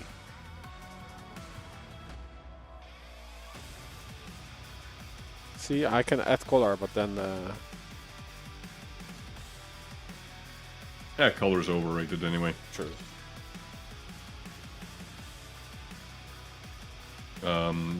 Celts just posted a new pick and ban link. So, take a look at that. He's going to be playing against Strong Sage. I'm really glad to see Strong Sage back into the game. He took quite a break. As I understand, he was busy with studies and stuff, and he's back.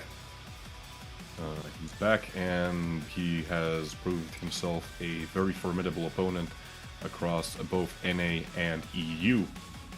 He's been also participating in the NA Weekly Cup, NA QCL, where he's been pretty dominant overall.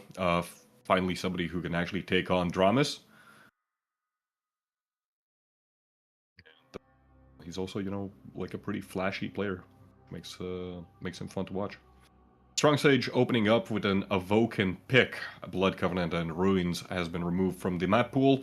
Celts are playing with Corrupted Keep.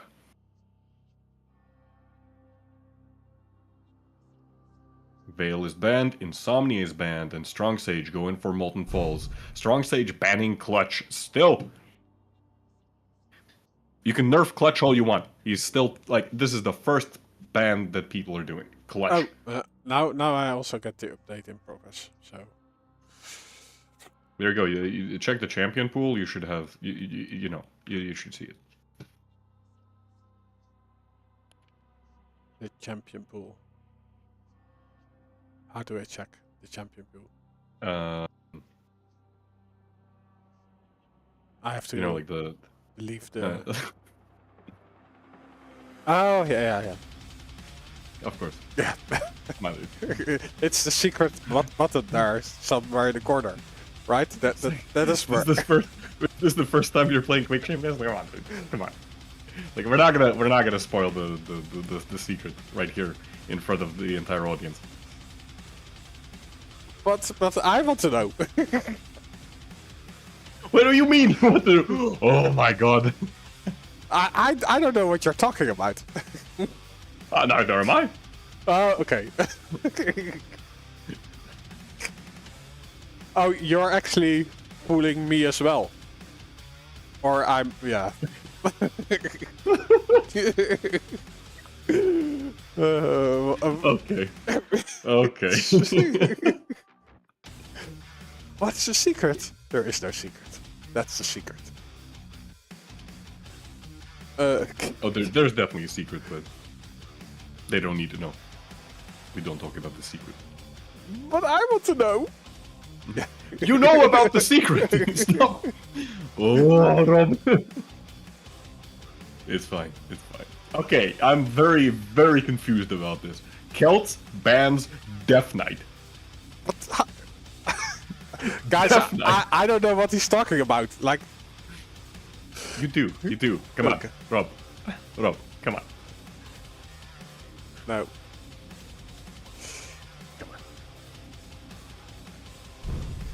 Oh, but no. No, yeah.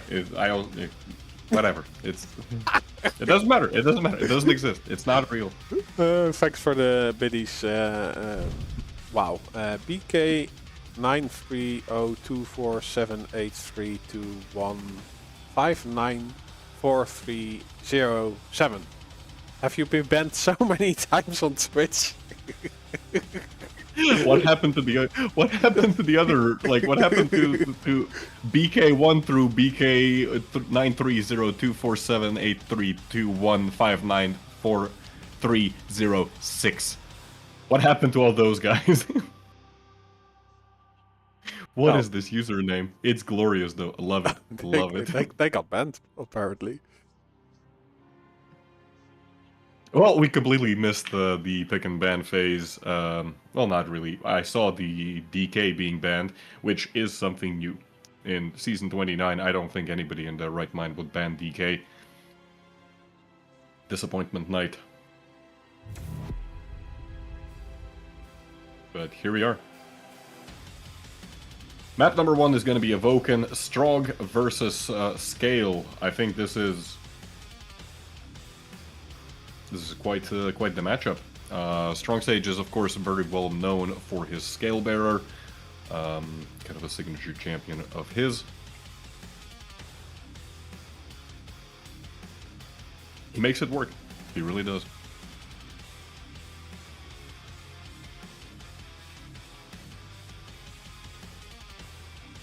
So now that whenever we mention BK, do we have to read all his numbers? I would prefer not to. Let's wait 10 minutes for that. We have Scale Baba, Bearer of Skills. Round begins in 3, 2, Scale Bearer. 1. Fight. Right, I mean, I do want to see some Scale Bearer, so I'm going to start on Strong Sage. He gets the Mega Spawn, immediately tries to get as many weapons as he can. No engagement so far. Celts sliding around. He's got all the weapons himself. On his butt cheeks. Yeah, that's what the Strog do. Very good peeker there by Celts. That's going to equalize the stacks. Ooh, very good damage output by Celts. He's actually gonna drop down, realizing that Strong Sage is weak. Gets the killing blow. I think Strong Sage was like just in rail range. Yeah. Also Celts holding even... the angles himself, but Celts was a little bit quicker on the trigger. Ooh, nice. Very nice moves here actually by Celts. First of all, delays the heavy. Strong Sage probably has no idea when the heavy is coming up now. And also, like, goes for the plasma jump up the rail, then slides back and catches Strong Sage off guard. Overall, just very well played. And here we can see that, yeah, Strong Sage, he goes for the heavy, realizes it's not there, and just forced the retreat. The rockets are gonna keep Celts at bay for the time being, but the American player is so weak at this point that he's unable to really do much there. Tries to do something with the starting machine gun and the bull rush. The bull rush comes out. I mean, it sure as hell destroyed that corner at the jump pad, but this ain't Red Faction. This ain't Red Faction. You can't just, you know, level the entire map geometry. You need a hammer for that.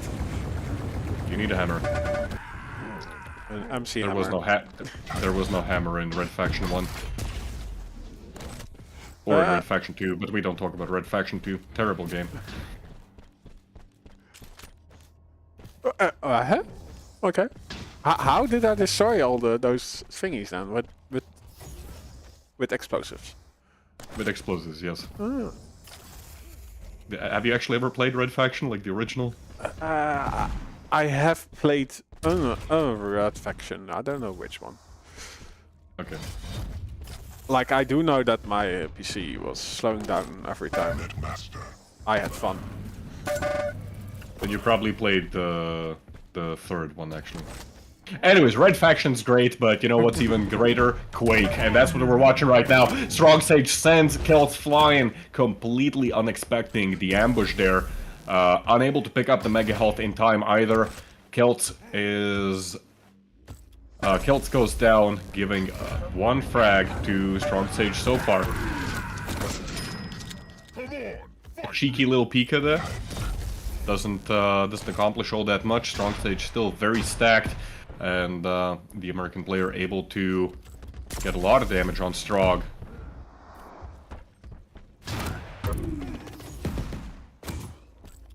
Celts on the retreat. He's already lost all his armor. Ooh, does the Strong Sage know? Well, he knows now for sure.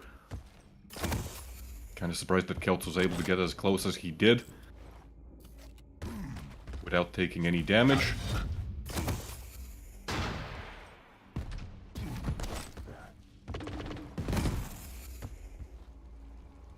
Yeah, it's a huge stack on the Sandalman.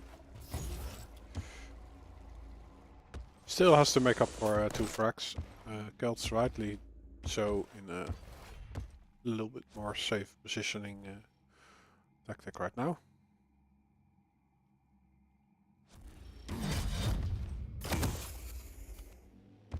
You don't want to get bullied by the bull rush. The scale bully. Both players playing very defensive. Celts especially, like just holding an angle on top mid, and it works perfectly. Massive. That was like what, 200 damage inflicted just with the LG alone. As Strong Sage tries to cross the mid part of the map. Oh my, the tables have turned.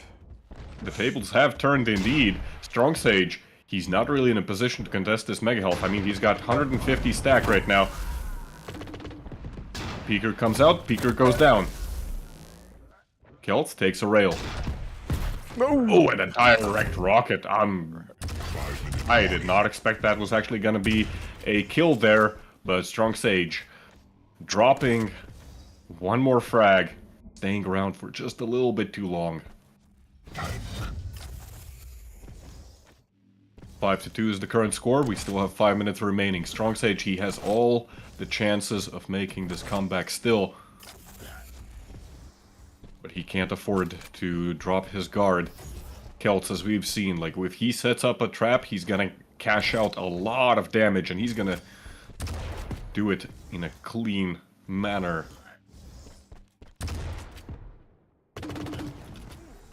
Strong Sage playing very calm and calculated. As I say that, he goes in for a death push, and it does not pay off as Celts makes it out with just 18 health remaining. Strong Sage trying to rush off spawn, but Celts it's able to get on the Mega just in time, and Strong Sage now in a terrible position, forced to move out lest he be taken out by the splash damage, and takes a direct bolt to the face. 2 rockets. 2 very good rockets, nonetheless, by Celts. That grants him the 8th frag. And this is starting to look like a lost game for Strong Sage.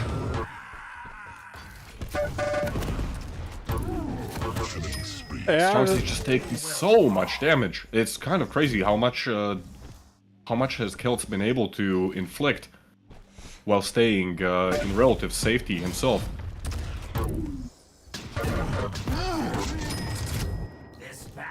Yeah. 10-2 now. The start from Strong Sage was actually pretty great, but Kelt's able to deal with the onslaught.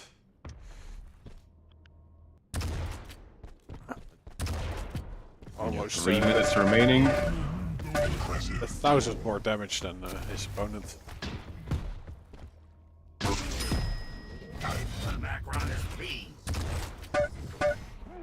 Oh, 2 rockets immediately off spawn. Strong Sage tries to go for the LG, but that makes him stay around. Yeah, that makes him stay on the spot for just a little bit too long. And 12 frags now for Kelt.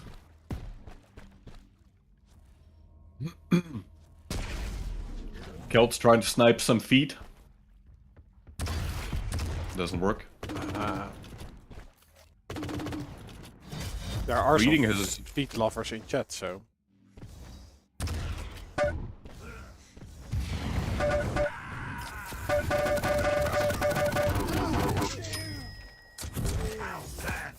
Strong Sage, yeah, cornered there, can't really move out, forced to commit to that LG duel. I mean, doesn't really get all that much damage in. Strong, he is a pretty big champion for a medium, but still, he can be hard to hit, and especially when it's a scale. Most likely not a winning battle when you're down in stack. Yeah, it's skills in Kelt's favor.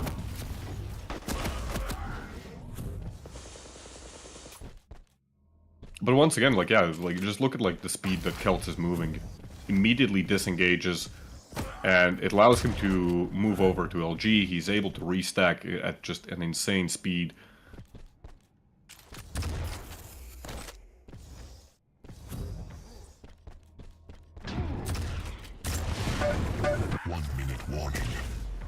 Kelt's even dodging that rail. I mean, this is a lost game for Strong Sage. 11 frags in 1 minute, like, that's not happening. Even if this was like CPMA where you have literal instant respawns. Highly unlikely. Highly unlikely.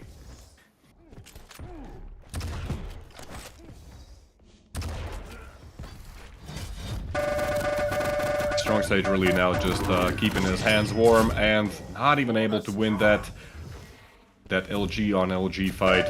Strong Sage calling GG and bull rushing out of the match.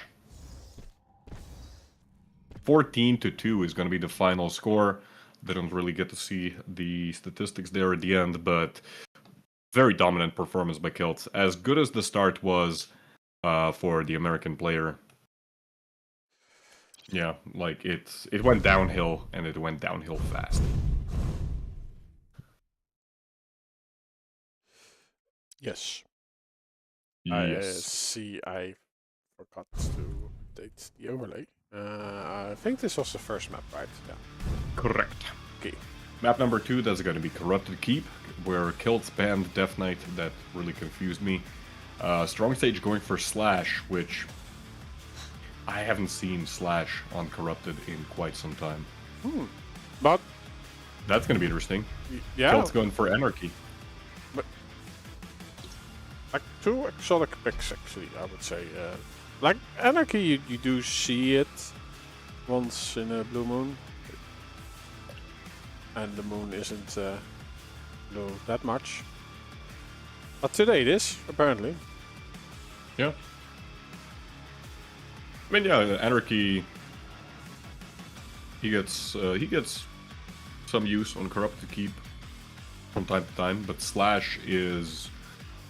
Ugh, when was the last time I actually saw Slash being played on Corrupted Keep in a tournament? Like,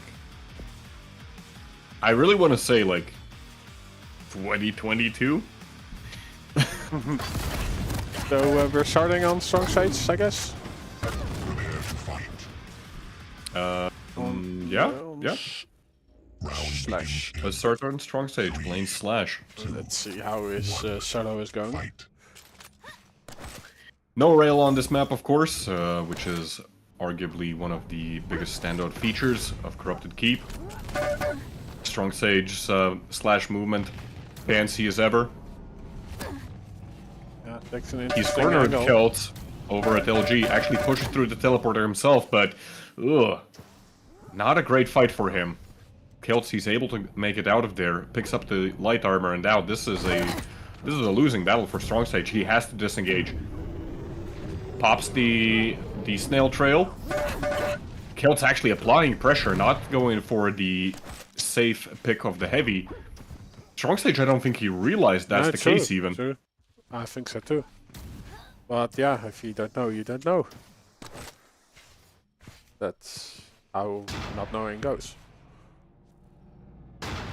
I'm starting to kind of like this slash pick because it's allowing Strong Sage to move so quickly that Kelt can't really abuse one of the main advantages of Anarchy, you know, which is being able to just, you know, push in and chase down your opponent. Because Slash is just as, if not more, mobile.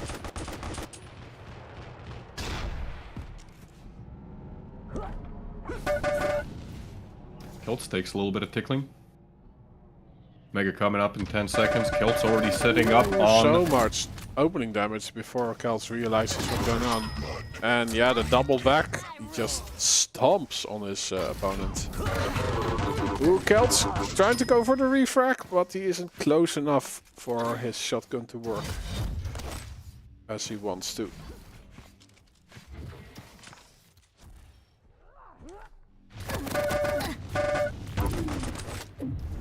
Kelt's being aggressive. 10 seconds until Mega. Good damage inflicted by the Swede. Here we see some of that speed coming out from Strong Sage on Slash. Allows him to push in. Kelt's, like his aim is good, but, you know, when somebody's moving at that speed right around the corner, it's hard to predict where they're going to be. Yeah. 3-0 now for the American.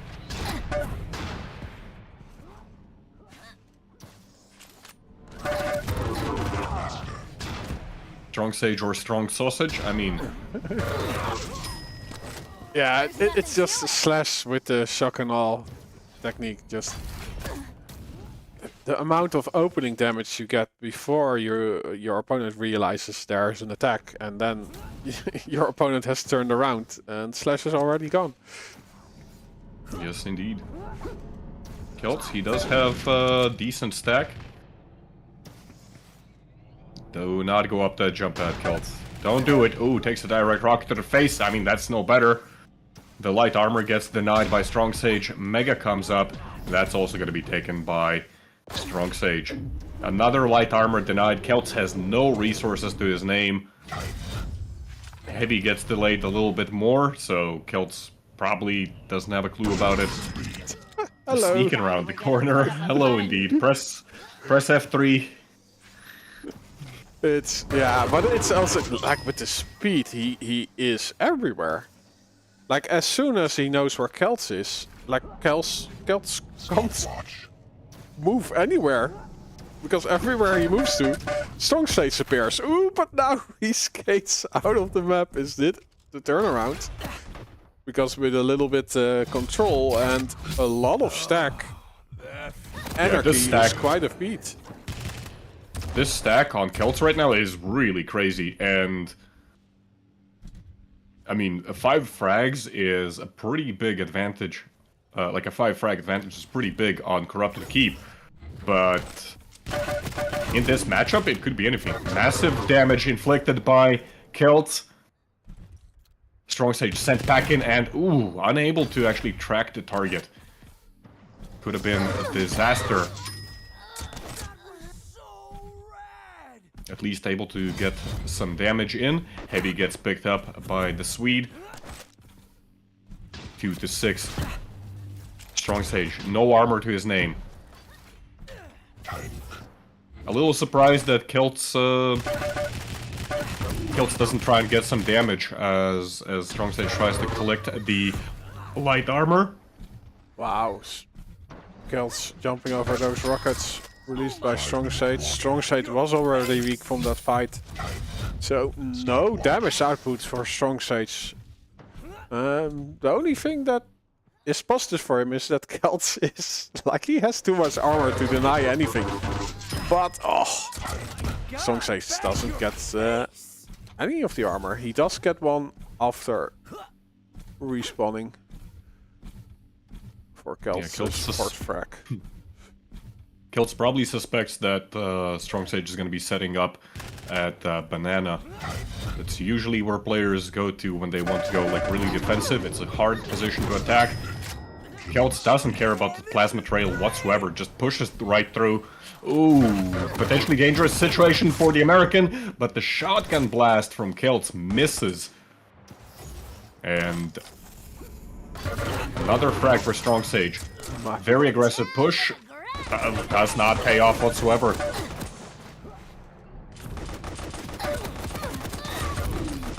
What is this damage from Kiltz? What? What? That was the starting machine gun, right? Or Yes, yes, indeed. That was the starting machine gun. That's why I'm so surprised. Like, how did Kiltz make that work? I mean, he did pop inject for that, but a starting machine gun out damaging? Yeah, maybe It's Strong crazy. Sage overcompensated the how do you call it? The Counter-Strike mechanic.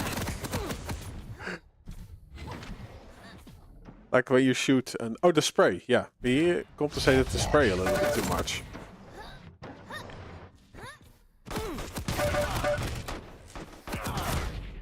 Because he was definitely applying what I call the Parkinson aim. Stopwatch. Stopwatch.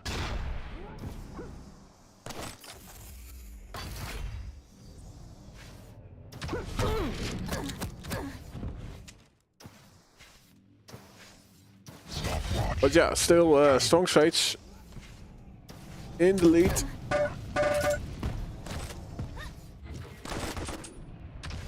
I had hopes on a comeback. I didn't know we invited clowns to Well, this party. Kiltz Yeah, that's not how you get a comeback. True, he was not able to apply the pleasure for much longer.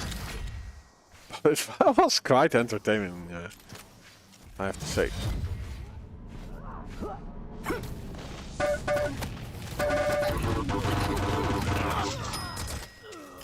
Yay! Kiltz does go down, but again, like, I'm kind of impressed about the amount of damage that he does. Kiltz peppering Strong Sage with some stray bullets there. Takes a lot of damage in return as well. I mean, 2 minutes remaining, and we've seen like how much of a struggle it has been for the Swede to hunt down this Slash. It's even if like Kiltz gets something done here, I don't think he just has the time anymore. Point blank. Strong Sage reads the spawn correctly there, but actually flicks off the target in the last moment. Kiltz calling GG. You got some fancy footwork. Final score is 6-something. But Strong Sage won. And you know what? That Slash pick, I like it. I genuinely like it. I think it worked out perfectly in this scenario. I think, yeah, on any other champion, Strong Sage could have been in a considerably worse position. Yeah, someone on YouTube asking about music. We have on our YouTube a playlist with the music. I'll find it for you shortly while we prepare for the next match, or map actually, which is Molten Falls. Classic matchup. Nyx versus Visor, Strong Sage with Visor, Kiltz with Nyx.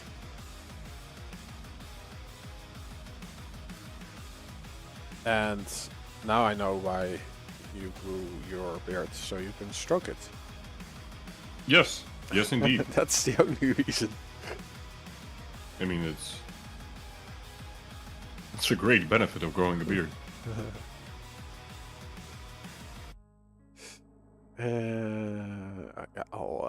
I actually have a music comment on Twitch, and then I can just copy and paste that.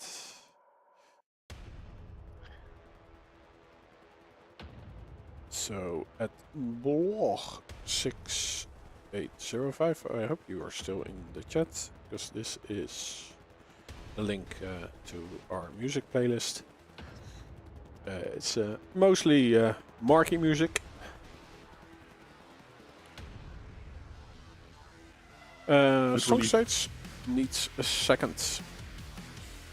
Sync error also tugging on his mini beard, as he should.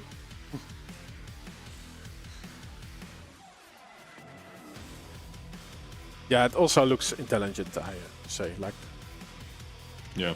It yeah, hides. interesting question. Yeah, let me think about that and come up with an answer that doesn't mean anything, but sounds intelligent. Some people say that, yeah, I look like a hobo.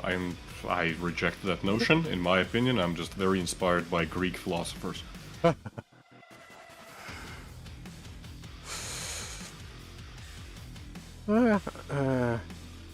Although my hair is way too blonde to be a Greek philosopher, so doesn't work. God damn it. I would rather say you're a Norse god or something, like the bad guy from God of War. Average Valheim player look. That's a good one. To fight. Oh, that's a good one. Round begins in 3. Anyways, we have map number 3, which is going to be Molten Folds. Celts picked Nyx first, and Strong Sage went for Visor second. I'm going to be starting on Celts. You know what? I'll do the same. You gotta remember that it is not only us who can see the stack of the opponent. Strong Sage also, whenever he's gonna be popping that ability, is gonna have full information of just how healthy Celts is.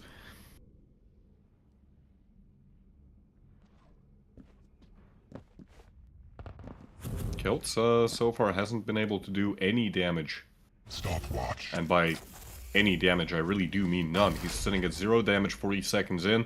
Strong Sage, on the other hand, has hit 2 rails.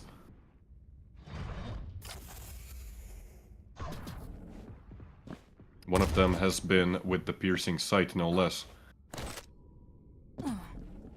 Celts so far really trying to avoid any engagement whatsoever. He wants to get that railgun, and you can see that, like, Celts, he's looking for it. But he's unaware of where exactly Strong Sage is, and he's just looking for an opportunity. He hears the teleporter. Gets massive damage with the LG, tries to stick until the end, does not pop the Ghost Wall.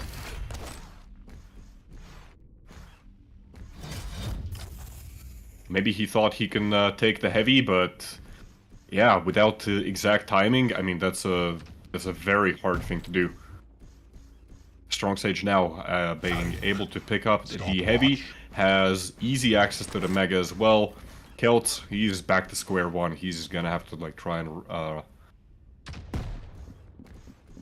get himself out of there. Wait, when was even the Ghost Walk popped? I have no idea. Stopwatch. But that meant that Celts, he couldn't even get out of that corner there. Easily, at least. Once again, taking a lot of damage. Strong Sage already moving over to the rail. Mega's up this entire time. Does Celts know where Strong Sage is? Strong Sage actually going for an aggressive push here. Rocket jumps up, hits one rail, pops the piercing sight.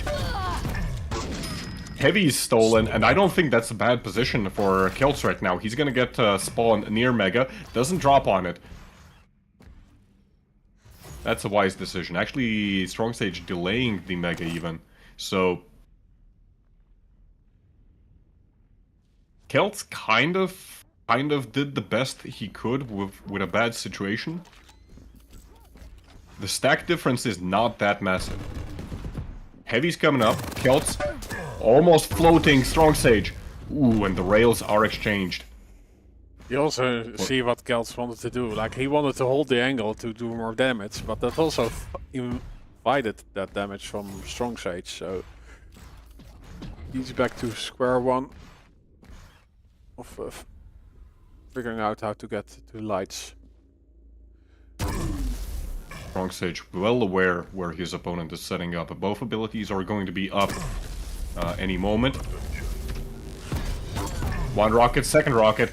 Kelt's extremely low, but that does not stop him from getting the killing blow. Just with 30 health left, he scores the first frag for himself. Both players right in.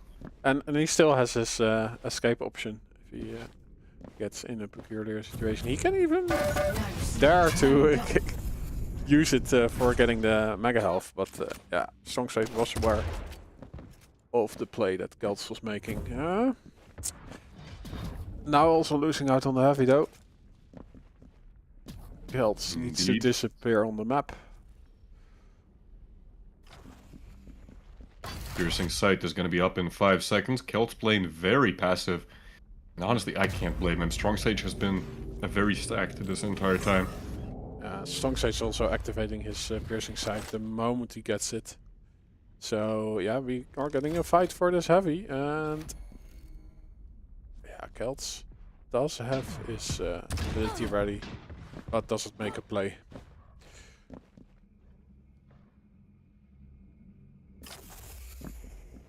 Yeah, once again, just letting Strong Sage pick up those items uncontested, but you can't keep doing that forever. We're 5 minutes in, and Kelts is still 1 frag down.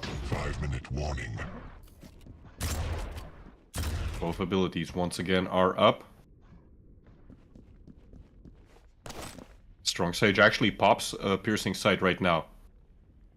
Okay, so Kelt, I think he heard Strong Sage moving over, so he's very hesitant to actually peek around. He's probably waiting right now just to hear the heavy armor pickup. There he goes. He knows the timing now. Ooh, looks away at just the last moment there. Kelts, what is his game plan here? well, I think his first plan is not to give away more frags than he has That's done, true. but it is difficult to get into. He needs to be able to use his ability aggressive, while Strong Sage doesn't have his ability up. But how do you get in that win condition? It really looks like Kelts, he's committed to just trying to find an opportunity where Strong Sage commits a mistake.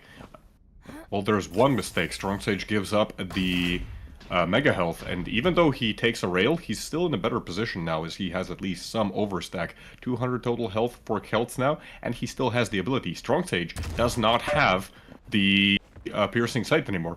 Great rocket there, 86 damage, that's massive. Talking about massive, the rocket eliminates all the armor that Kelts had obtained up to that point. Ooh, forced to pop the Ghost Walk. Did not read Strong Sage's movement on time. Bro, no! That's gonna be a huge reset. Why no? I don't think Strong Sage expected Kelts being there, because he was not lined up with the shot that he needed to take to do massive amount of damage to Kelts, who has no armor. It was quite surprising to see him like drop down there. Like, where was he trying to even move? I have no idea. Ooh, but that's a beautiful trap there. Equalizes the stacks. Kelts gets the light armor. Ghost Walk is up. Piercing Sight is not.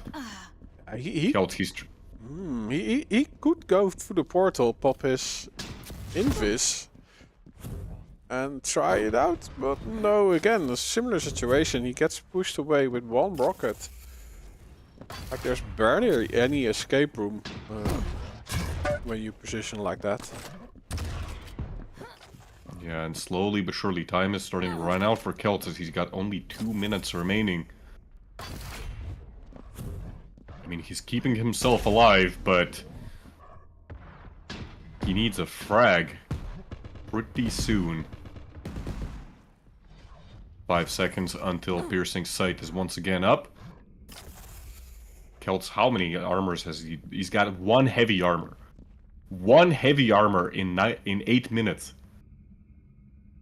Let's hurt the movement of the robot legs.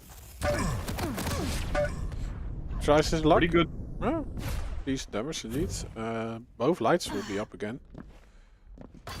Oh, he might even get this heavy. Ooh, I think this is a very good opportunity for Celts. 1 minute 30 seconds remaining. Celts? He's just trying to understand where his opponent's moving.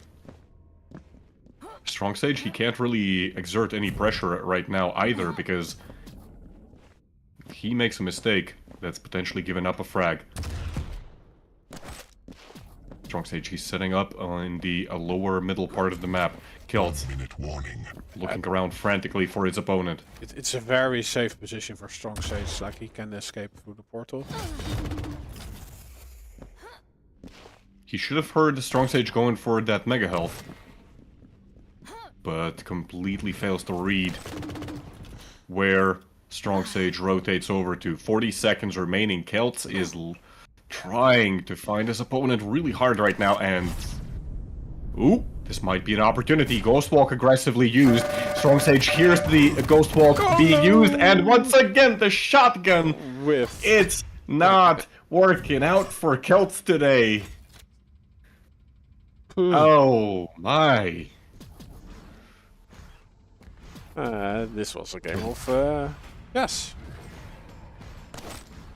Yes, indeed. Sometimes we get frag fests. Sometimes we get 4 frags in 10 minutes.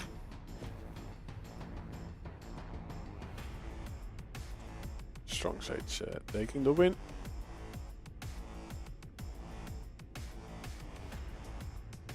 Do you have a... What's the command? Do you have a chat command for the patch notes? Yeah, it's exclamation mark patch. Patch.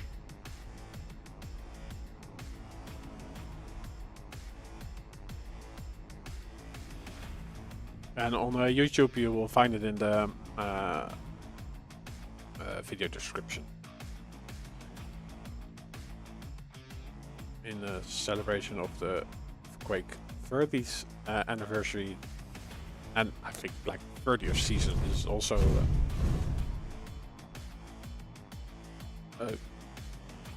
a milestone. The battle pass is free for everyone. Yes, indeed. So you still have to go to level 100 to earn everything, but there are some nice things to collect. I think a lot of players will be happy that they will be able to get all the previous QuakeCon collectibles. Yep. There's overall just a lot of really nice changes in this update. There's a couple things I'm not 100% sure about, like for example the ammo changes, but overall it feels good. It just feels good to play the game. I'm not sure if it's placebo, but the threaded input and some of the optimizations to the netcode really feels...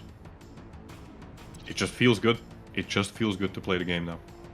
Which, at one point, I was tilting very hard and just refused to play on the live version. I was basically playing only on the test server. And now that these changes are live, it just feels good, you know? Even when playing against the Americans on NA servers.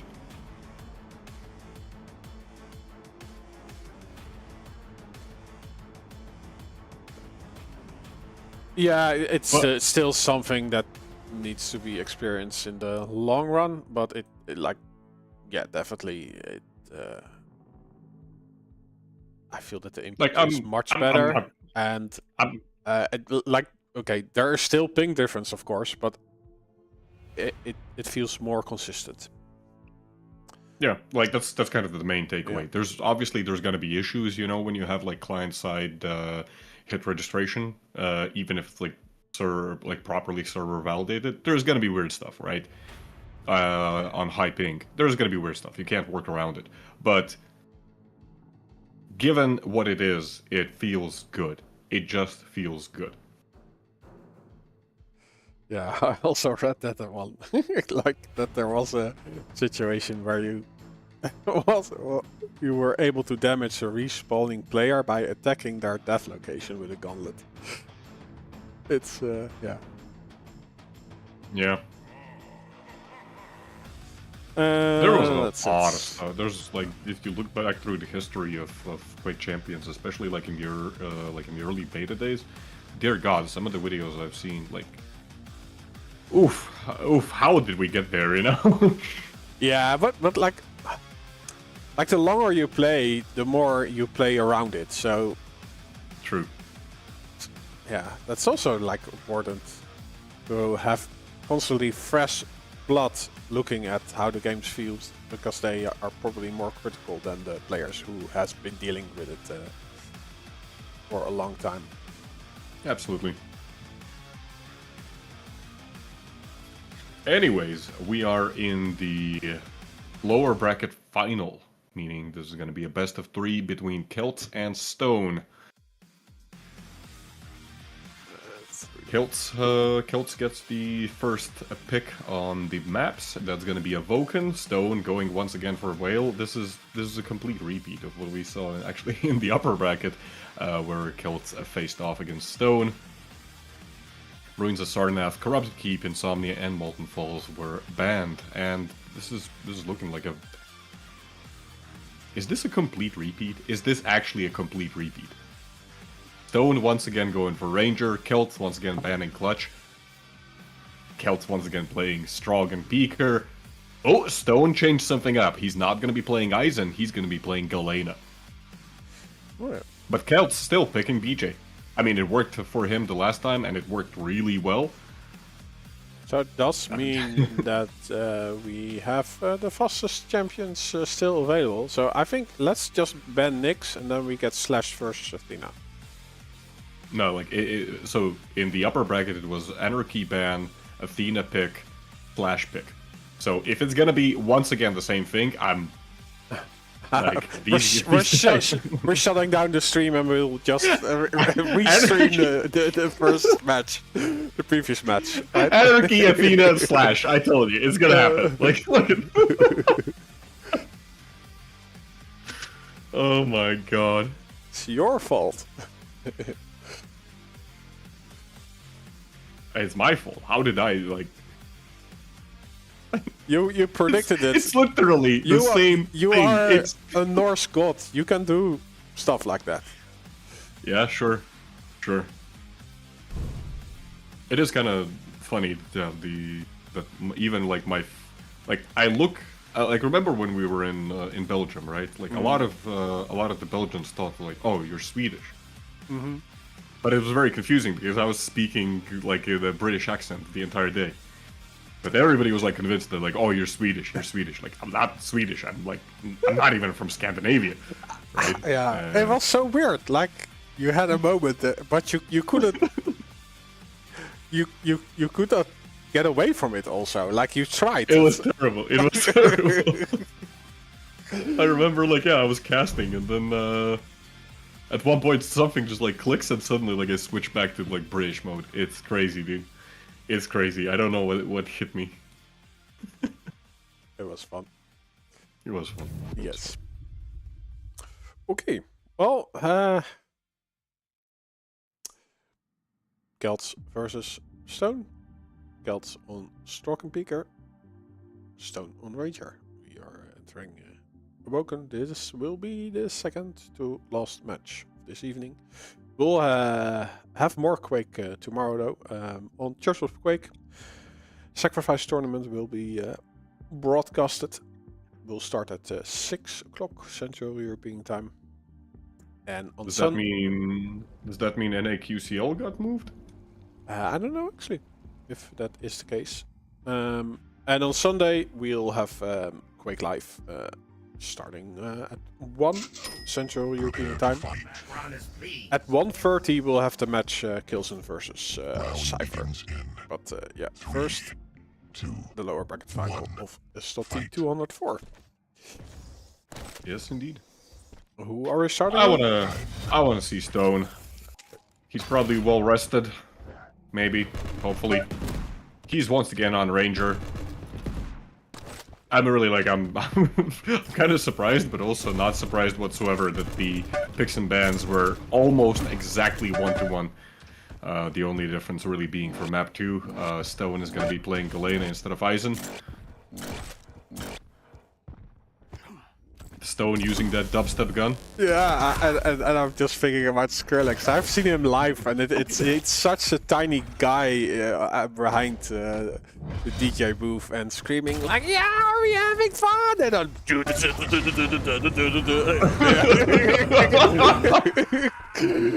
it was so funny. Wait, I thought Skrillex is like tall. No, well, oh, maybe he is, but like he was sitting in like a UFO booth, and like 500 meters away from the crowd or something. So it was just like a tiny blip in a UFO screaming. Like, are we having fun? And then the bass drops and like, yeah. You know what? Like, that actually sounds pretty cool. Like, I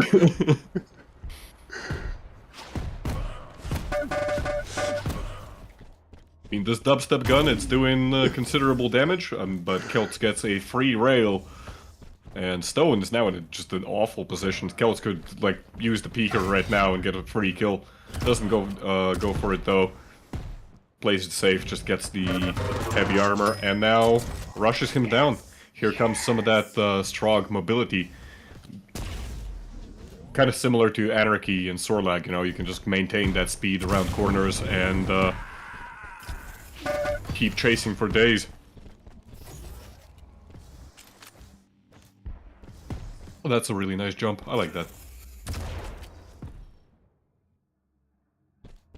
Just watching Celts play Strog and Peeker makes me want to play myself, you know?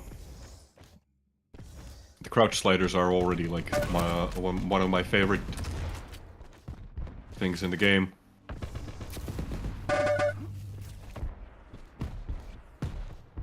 Stone.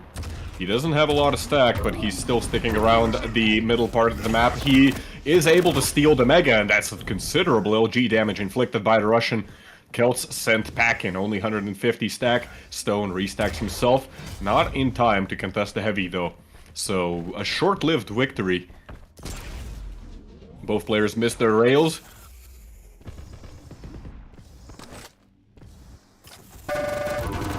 Celts, very ballsy, comes up to jump at, and with a stack like that, he can afford to do it. Stone, on the other hand, he's got its tail between his legs, and he's running for his dear life. Oof, like, look at this. Just look at this movement. Sets up perfectly. Stone picks up a light armor. That gets immediately destroyed. You can hear that new armor break effect. I hope you can hear it. Yeah. It's The blue. someone that is just... I'm going to sit here for a while.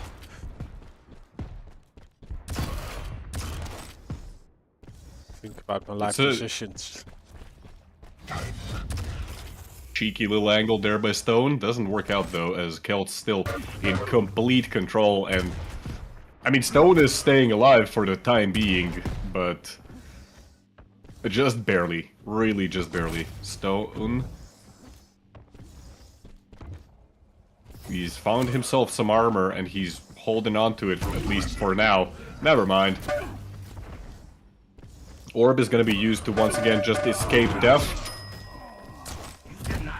Decent damage inflicted by the Russian player, but it's just not going to be enough to apply any real pressure to Celts. As Heavy's up, that gets taken. 75 damage from the Peeker Kamikaze. And Stone is just barely alive. Again. That's been the story of this entire match so far. Stone trying his best to stay alive. 5-minute warning. Yeah, Celts is definitely dictating the pace. Stone searching for scraps, but there's so much pressure at every moment. Celts currently on 61% rail against Stone's 7. Not 17, not 70, 7. Make that 6. Can Stone beat my record? No, he's starting to hit something.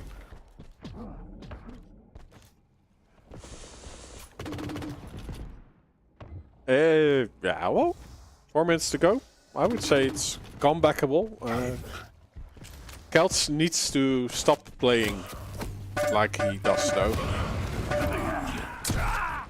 Ooh, that's a good use of the orb there. Still,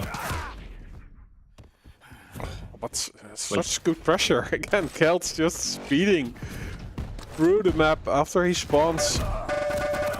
Weakens his opponent with the LG, but it's apparently not enough. And the Mega Health, is he quick enough? No, he doesn't even go for it. He wants that light. You do? I do something. I wanted to say something. Oh right, like yeah. After Keltside was trying to apply pressure with the LG, like that one rail connected, and Kelts was already packing. Honestly, like in the previous season, that would have been a kill for Kelts. I'm pretty sure. Oh, Kelts is. Oh, no! Ooh, nice move there actually by Stone. I like that. Yeah, but I think when Kelts slide into view, he just should have stick with the LG, and maybe he would have gotten the frag with the opening damage he would get from that. Perhaps, but Stone, like, he was extremely low, and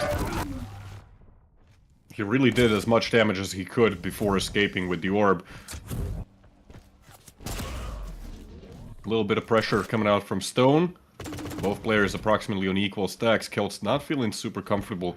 He's gonna give up the Mega. 2.5 minutes remaining. Stone secures himself the heavy armor as well. Orb is up. Doesn't have the rail though. Stone, he's recovered his rail accuracy a little bit. Went up from 6% to 27%. Oh, that's rough accuracies there. So Yeah. So that's the sign of a comeback. 4 frags. Stone needs 4 frags to tie the game up. Heavy armor's up. Stone picks it up. Goes forth, takes some damage. oh, Very aggressive orb into direct rocket. excellent. Yeah, very good read there by Stone on the positioning. Only 3 frags in 1 minute 30 seconds. I suddenly forgot how math works. I was looking at the timer and I was like, what, how do you calculate? 8:30 minus 10 minutes, how do you do that? Ooh, nice combo there by Kelts. That's gonna stop Stone for the time being. 1 minute warning. There goes the 1 minute warning. Stone, what can you do? He has the stack. It's gonna be so hard to chase the strong. Yeah, definitely. Like, look at the speed that like Kelts is moving. It's actually crazy. Is he playing strong or slash? I'll check. Oh, it's struck.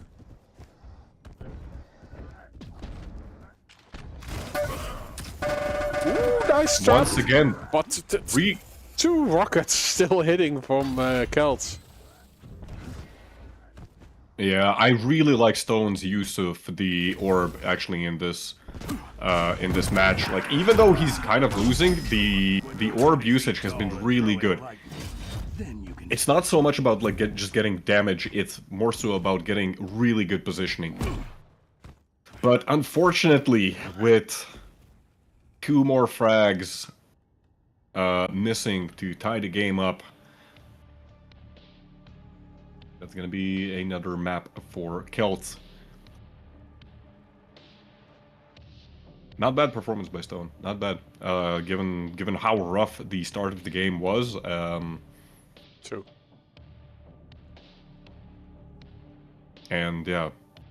that 6% rail that he was hitting at one point, oof, that's rough. Like, that alone would send me absolutely tilting, you know? Had the game gone on for just, 1 minute longer, I think Stone had a really good chance of actually coming back there.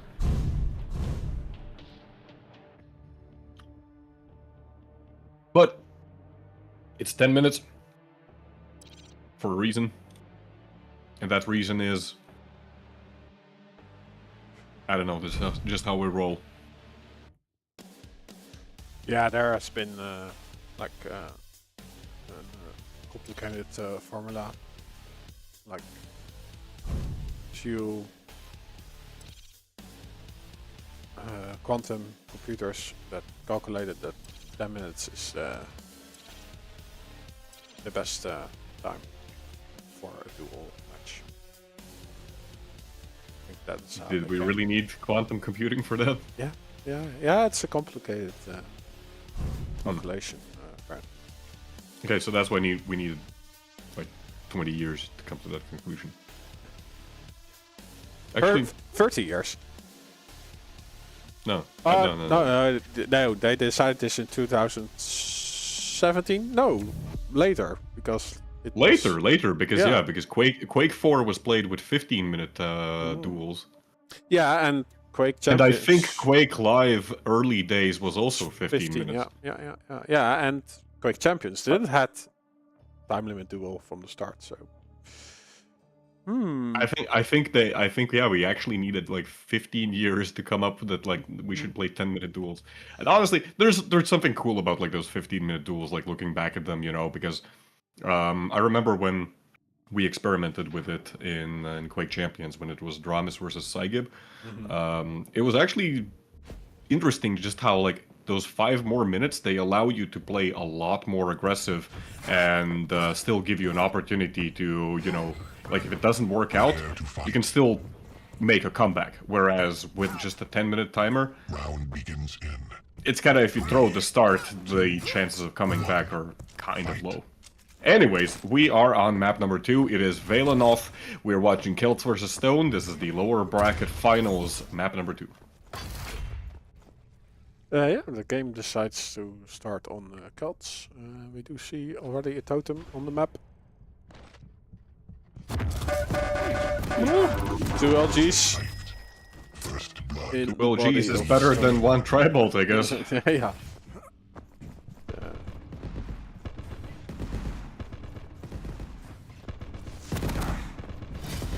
I think Celts' BJ pick here is actually very appropriate. The way that he's been playing overall, he's been really saving that dual wield for opportunities when he can ambush his opponent and then just cut them down with 2 LGs. 2 nice rails there by Celts. But yeah, especially with now the walking speed for BJ being much, much higher, that's really gonna play into Celts' playstyle on this map. Ooh, decent rocket. Celts needs to fall down to evade the third one. He holds the angle, connects his shot. Yeah, he has enough time to collect some items on the map and get into position for the next heavy. He alters his route though. Stone with 2 totems on the map gets the heavy. Celts will collect his mega. And thus clean up DG.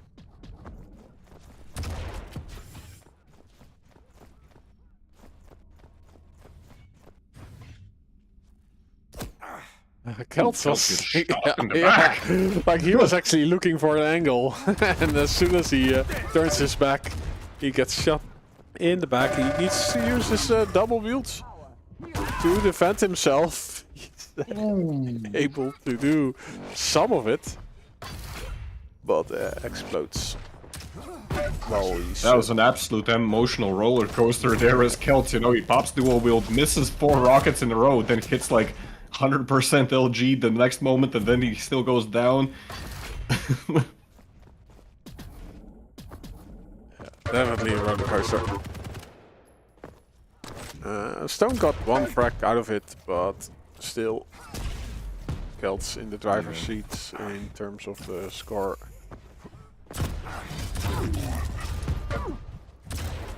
Oh, this should be a pretty easy kill for Celts. I think Stone mixed up the timings of the items, as you could see on the X-ray that Stone was actually going for the Mega first, but that was not up for another 5 seconds. And then he suddenly realized, like, oh wait, the Heavy, like that's over there. And yeah, Celts with the rocket jump actually able to steal it. Ooh, Celts again just kind of misreading where Stone is. And despite that, the superior stack allows him to get the 5th frag. Stone applying pressure using the totem. That's gonna keep him alive and secure the Mega. Celts tried to drop away in the last moment, but no such luck. One rail to the face for Celts.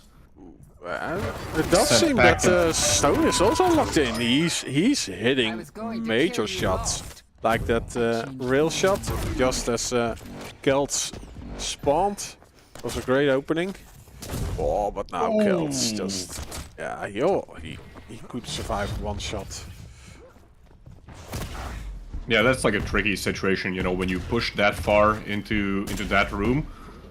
You kind of have to just, you know, stack up however much you can, like going for that health bubble. I don't blame Stone. It does mean that, you know, he's completely out in the open. Maybe a slight mistake by Stone not to keep watching that corner, but... You know, that was also kind of a ballsy maneuver by Celts. Talking about ballsy, will Stone go through the teleporter with just 25 health? Nope. Celts, mean... he's still available. Yeah. Is Stone finding him? Yes. Celts now out to the clear. Dubstep jump up to the high ground, doesn't really do it. Still gets a decent 113 damage onto Celts. There's another rail. Can he find a killing blow? Not for now. Stone winning the rail game so far. Celts able to get the what's it called? The thing. The Heavy. Yeah, yeah.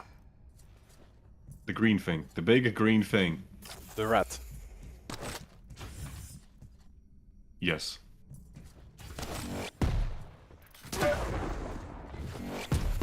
Stone pushing through the teleporter, but that's gonna be easy pickings for Celts when he's on the defensive. Celts messing up his movement actually, and that's gonna cost him the heavy armor. As long as Celts is successful on the defense, that should not be that big of a problem. Stone especially, like, he doesn't have a rail right now. He's got a rocket launcher and an LG. Celts even popped the dual wield, anticipating another push. One great rocket by the Russian. And Stone able to use the totems to heal himself back up, but the rail unreturned. It's Celts is a Houdini, right? Like, how is he still alive? But it's also like he doesn't keep missing under pressure. Like, it's such a lifeline hitting those rails. Because he has been low for quite a while. Out of control also, but he's still making it work. Okay. Ooh, and there we go. Stone actually rocket jumping up. And that gives him an opportunity to kill Celts. I actually like what Celts was. I like what Celts was trying to do there. He realized that there's no chance of, like, there's no point in dealing damage to Stone, so he actually tries to destroy the totem. He doesn't do it. And the crazy thing is that the totem is actually going to get all its health back, because the totems regenerate. Cheeky. Sneaky indeed. remains. And there we go, triple totems up. That allows Stone to get a little bit of health out of it. 150 stack on Stone. Score is tied 7 minutes in. We are at 7-7. Kelts, he gets the Mega, takes 2 rails, 3 rails. Stone, what are these? What are these flicks? You madman, and then you miss the LG? Oh no! Oh, Kels has actually a decent route to stack back up with the poverty items. And now Stone is not hitting. While Kels doesn't even know he's giving up an angle. He hits those flicks. Oh my god, I feel Stone on just like a spiritual level right now. Wait, Stone didn't go for the heavy. Oh, he did not realize that Kelts gave up on the heavy and he tried to go for the Mega instead. And that is probably gonna cost him the match. Cat's in the bag, bag's in the river. Crazy. Absolutely crazy.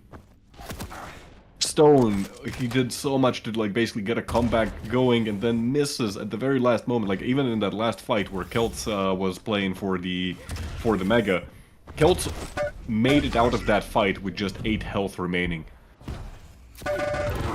Oh, and Kelts, he's gonna hear that jump pad, and yeah, there's a death sentence. 5 frag difference now with 1 minute remaining. Stone is gonna call GG's, but this was a good one. I mean, Definitely. there's a good reason, you know, why Stone keeps picking this map. He's great at it, and even against, like, yeah, even though he loses against an opponent like Kelts, that's you know, nothing to really be ashamed of. And I think overall he played pretty well. Kelts is deadly with BJ as well. A single LG is hard to handle. 2 LGs, oof, that's some crazy stuff there. I have to say, I'm entertained. I'm quite entertained myself as well. It's a good Friday for Quake. That does mean that the grand final will commence. Kelts Yes, indeed. versus Strong Sage. Strong Sage went the upper bracket route, so he will have 1 map in hand.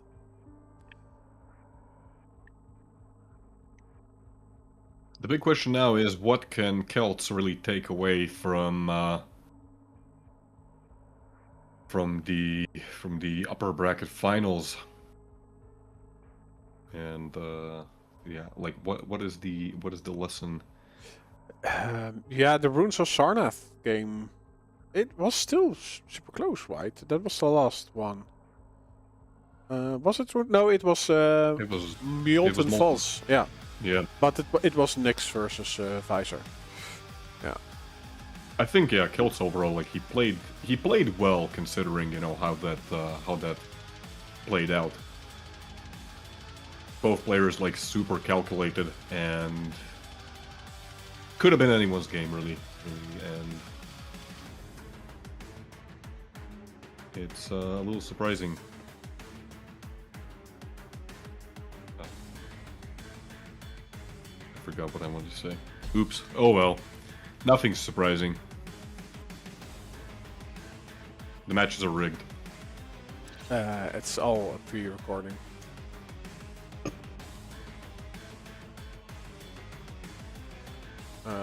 I do see a big ban link. Yes. Yeah, let's see.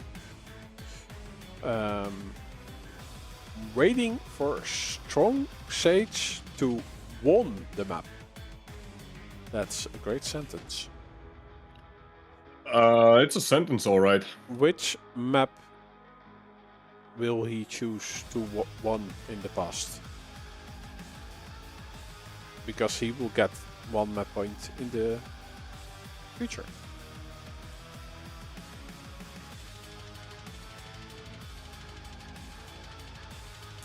Which, yeah, it also counts as an extra ban. Pretty much.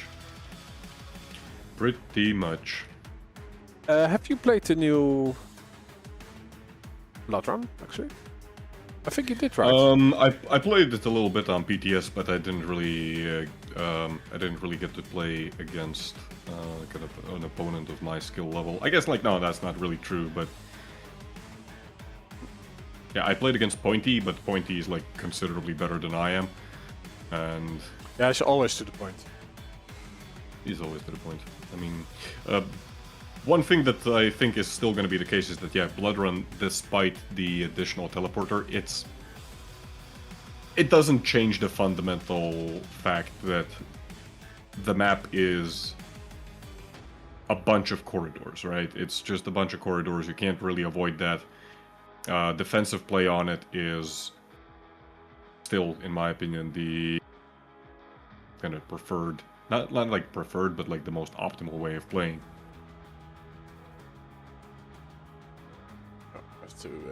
What are you watching? Watch an advert first. Oh.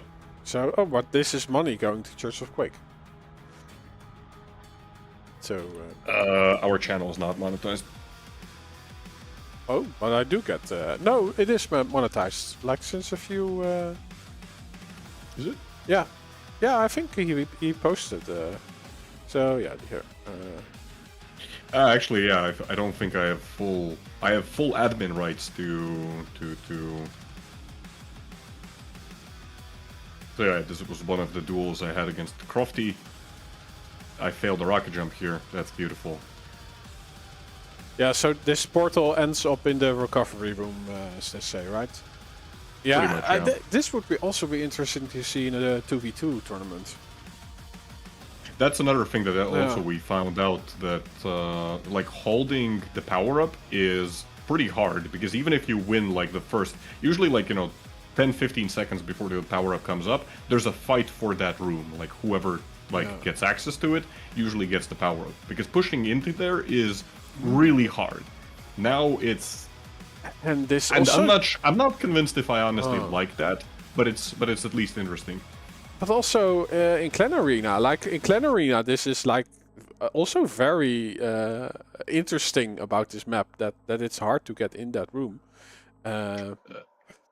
Yeah, I agree. In my opinion, Clan Arena Blood Run is probably the worst map. I mean, was probably the worst map, because there is like not a lot of people play Clan Arena and Quake Champions in the first place, but no, but usually whichever team gets like the, what's it called, the nail gun room. Previously, there was zero reason to move out of it. There was absolutely there zero is reason.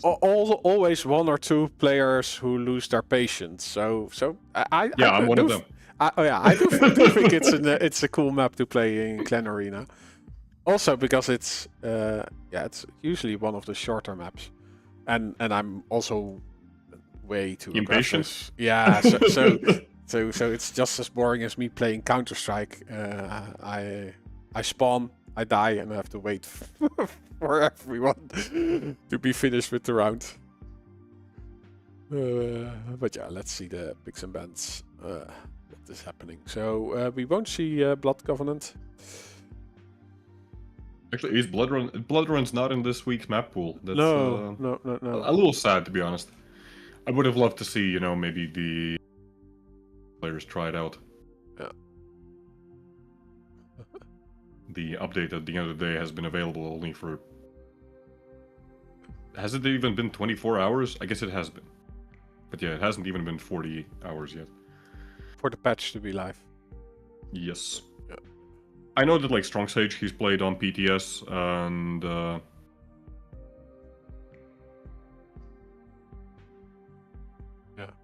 Yeah, Maxstar. Who else? A lot of Maxsters played on PTS. There's a Jewish Maxter who helped me with the video creation. Yeah. And who's the real Maxstar? There's this guy called Maxter. Maybe you've heard of him. I think that's the real Maxter.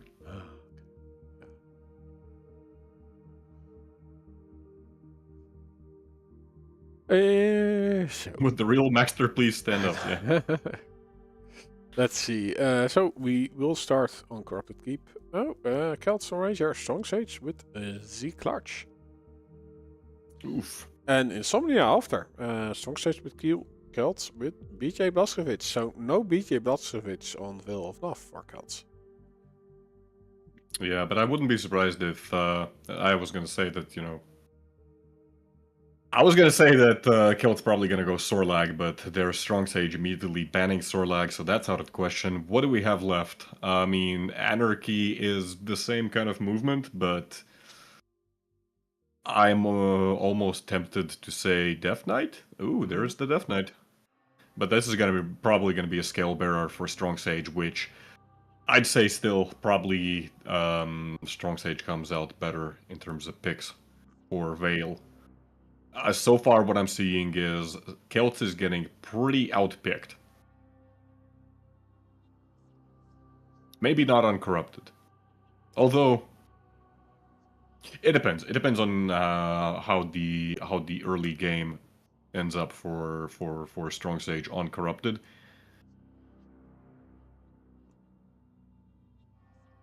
Insomnia Keel, in my opinion, is just overall a better pick than BJ, arguably. Ooh, Strong Sage actually going for the Anarchy on Veil. Interesting.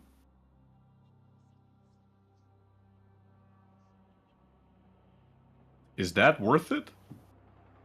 I guess it does mean that even if Strong Sage gets set on fire, he can immediately turn, like, what's it called? Like, you can extinguish the fire with Anarchy's ability. Yeah. He does get a significant mobility advantage on top of that, so, I mean, it's not bad. Molten Falls, we're looking at Kelt banning Slash, Strong Sage going for that Scale Bearer, went to the last map, and Kelt's going for Nyx. Kelt's picking Nyx on Molten Falls, not surprising whatsoever. The Slash ban, also not surprising, but yeah, Strong Sage, it was one or the other, you know, he was gonna play either Slash or Scale Bearer. It really came down for Kelt's, like, who does he want to play the least against?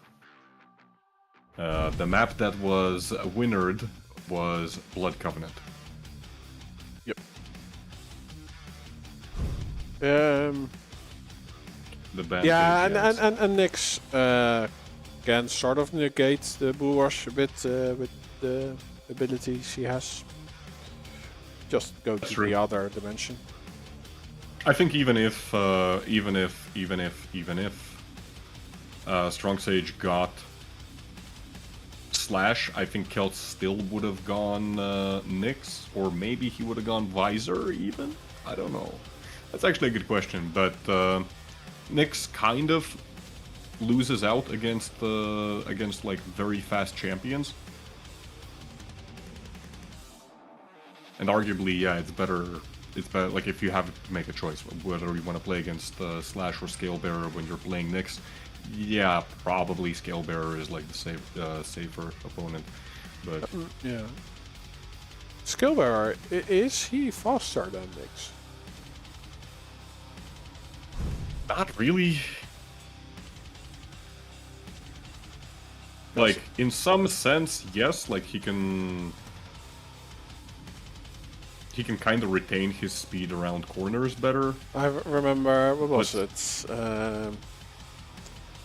Was not Maxter, but the Brazilian player. Nosfa? Yeah, Nosfa versus Wenger on Blood Run? Don't mention that game, please. For the love of God, don't mention... No, yeah, it was either Wenger or Razy. And it was, like, the most painful thing to watch. Yeah, one frag with Skill Bearer and then just run away the whole match. It was so good. Yeah. Yeah. And I think he already said what he was going to do to someone else before the match started. I think that was on Avic's stream. Yeah, he said, I think to Avic, like, I know, I'm just going to get one frag and then run away for the rest of the match. Prepare to fight. That's Blood Run for you. But anyways, we are starting map number 1, Grand Finals of Estoty 204. Fight. It is Kelts versus Strong Sage, and you know what? I want to see this clutch. I love clutch, and that's what I'm here for. Yeah, you love appliances. Yeah, He's weak though. I love my fridge. And clutch is basically a sentient fridge. Not really working out for him so far, as Kelts is able to literally cut Strong Sage in half with that HMG. Crazy how that works, but hey. Oh, it's you. Orb used as a distraction, actually. Yeah. Strong Sage, I'm not sure if he just didn't feel safe to contest that heavy, or did he fall for the orb. Massive LG damage coming out from Kelts. And just like that, all armor on Strong Sage just gone. No shield either, so that's a dead clutch for the second time. Didn't get to see a whole lot of it. I did like what Strong Sage was trying to do there off the very, like at the very start, kind of pushing with the shotgun and then trying to combo into the laser. For those who don't know, the laser is now a fixed 3-second time now. It doesn't matter how depleted your shield is, it's always going to be 3 seconds minimum. And now shooting at the shield also depletes it, right? It's like an energy level that it has. And correct. So damage, then the energy depletes faster. Ooh, shield comes out. Strong Sage can't really do too much with it as Kelts gets to a safer position. The biggest change really, I think, is the fact that, yeah, the clutch can no longer dash while the shield is active. You can dash while the laser is active, but not the shield. So if you wanna like really push somebody, you have to dash first, pop the shield midair, and then like if you want to continue the attack, you have to disable the shield. Operation is running smooth. Strong Sage really committing to that fight, but that's gonna be very easy tracking for the Swede. Massive LG damage. 52 damage just by the orb exploding on the ground. Doesn't even teleport to it. 3 frags. 4 kills so far. Yeah, and he's staying out of the view quite successfully. But yeah, at some point it turns around, and this is that point. The stack that Strong Sage invested in Stopwatch. turning it around is now paying off, but he's on the other side of the map while Kelts gets this next heavy. There is even a delay at it.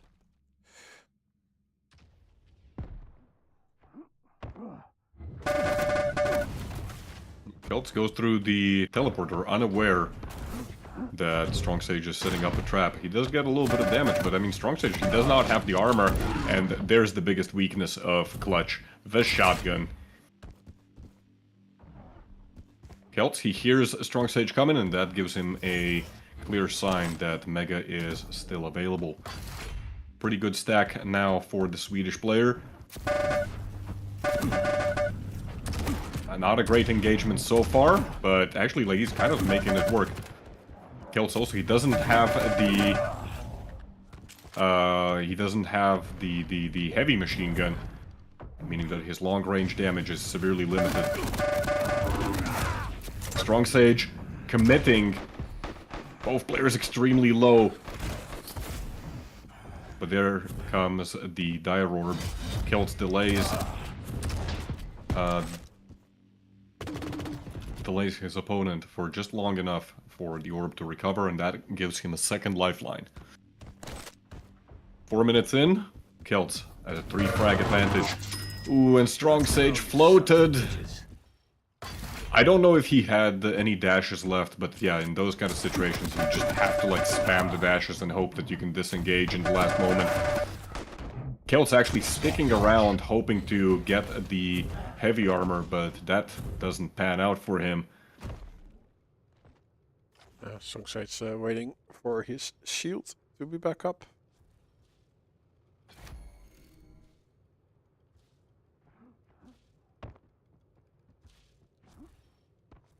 I'm interested in what kind of feedback you get actually for yourself to see how long your shield wall can stay up.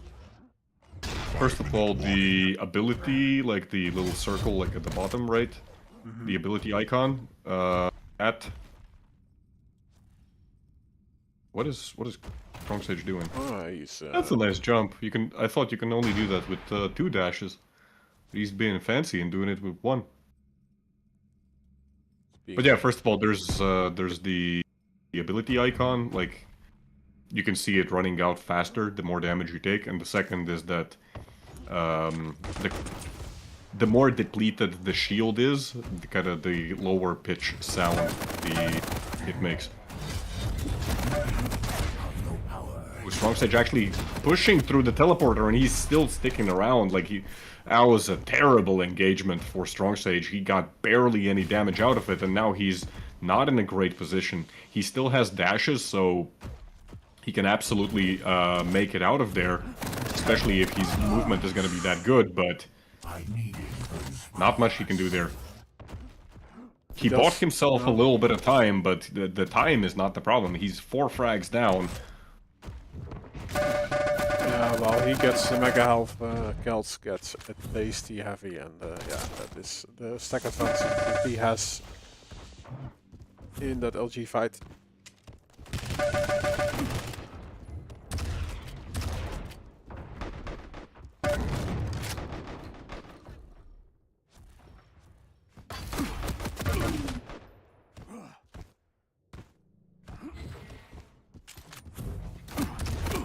Heavy up next, and wow, an attack from Strong Sage, but he eats the tasty rocket and gets finished with LG.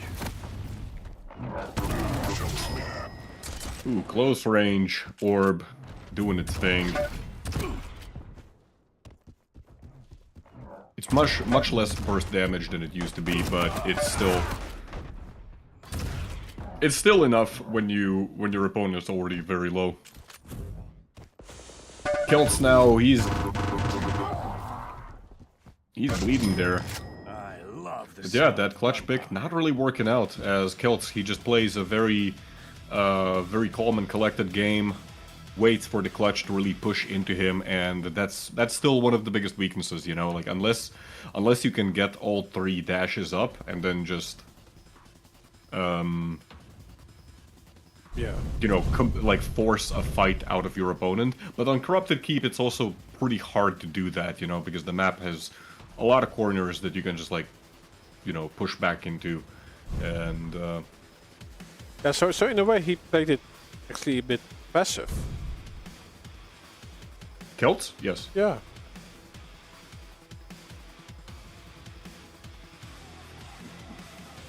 Yeah, great tactic. I mean, it works out perfectly for him, and I think that's, you know, that's exactly what you have to do, because yeah, you can't do those crazy pushes anymore. Where, you know, what we saw in the previous season was a lot of scenarios where somebody pops shield, they see that, you know, there's nothing, like there's nowhere for the opponent to escape. So you just pop shield, double dash onto them, and there's no escape. Even if you hit like 3 direct rockets, Clutch takes like no damage from them. He just does not care. And yeah, it's crazy. So that element has definitely been kind of tempered for Clutch. We'll see if he's still going to be like a top tier pick as he has been in the previous season. But in the right circumstances, he definitely has a place. 2, 1. Keep your wits about you. Anyways, War ain't over. Strong Sage losing the first map. It's going to be Insomnia now, where he plays Keel against Kelts' BJ. Once again, a medium versus heavy matchup. Strong Sage getting some good shotgun blasts to start off.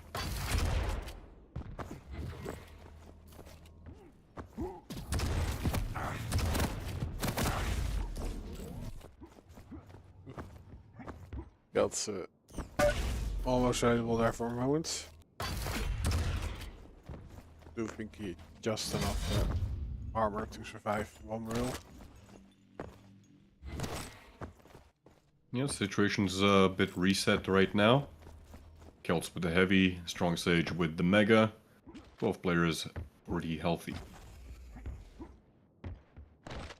Celts abusing that super sneaky fast walk as he's able to reposition across the map. And Strong Sage didn't really have a clue where he was.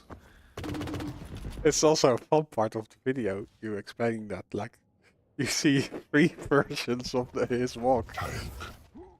Yeah, I thought that would be pretty funny, and I'm kind of happy like, how that turned out, you know.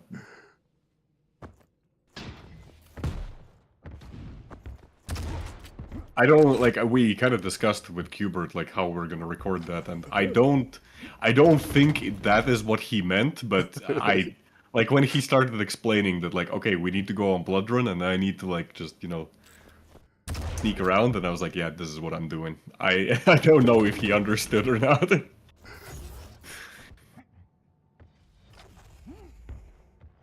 Yeah, again, shared control.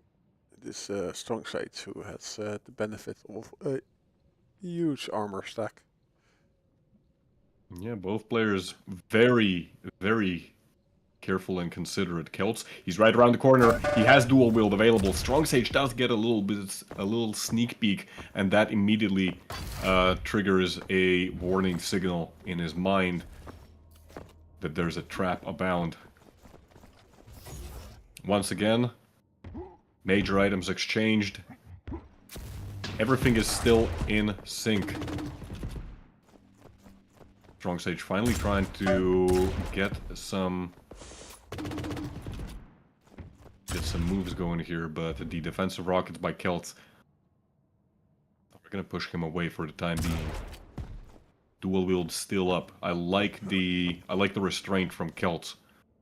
Not panicking, not popping it early, because Strong Sage knows that if Celt wastes his dual wield, that's a strong sign for him to just go in and kind of death push. Those grenades, they are very scary, right? And Celts especially. Also, yeah, one of the things I forgot to mention actually is that, well, I didn't forget it. It's just it's a like a little note in the patch notes, right? That's easy to miss.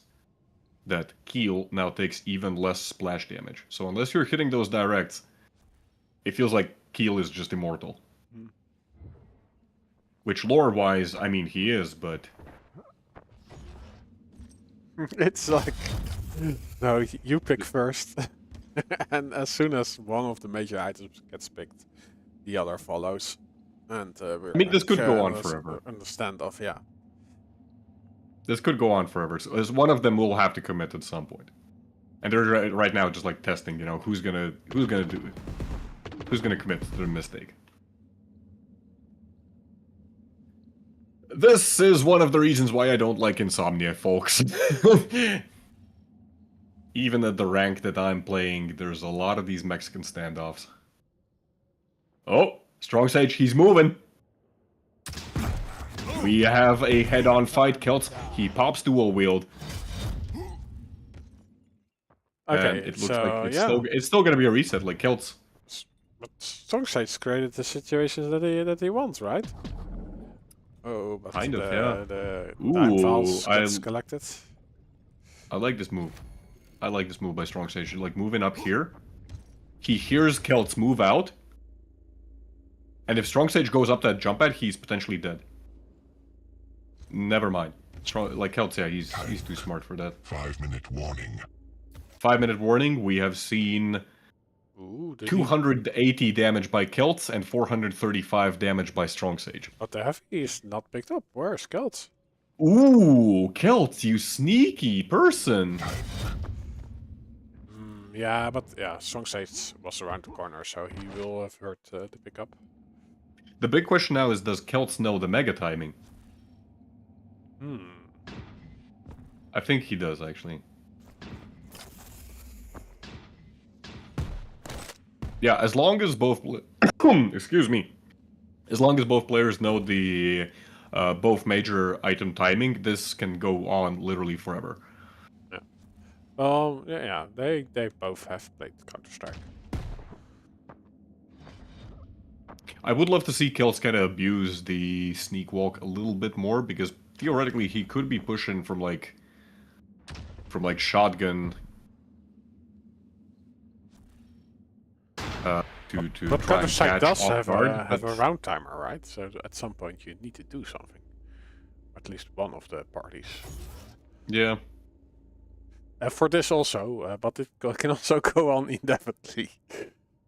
It literally could go on indefinitely. Yeah. Just spawn a quad damage in the middle of the map already. Yeah, like after...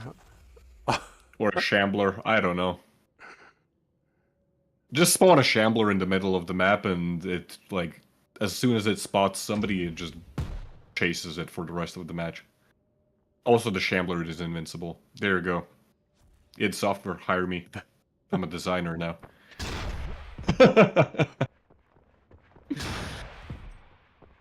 The Mega is gonna get delayed even more. And the items might be in sync yet again. 7 minutes. We have seen 0 damage exchanged for the last 3 minutes. Yeah, there should be some battle royale mechanic that the map gets smaller and smaller.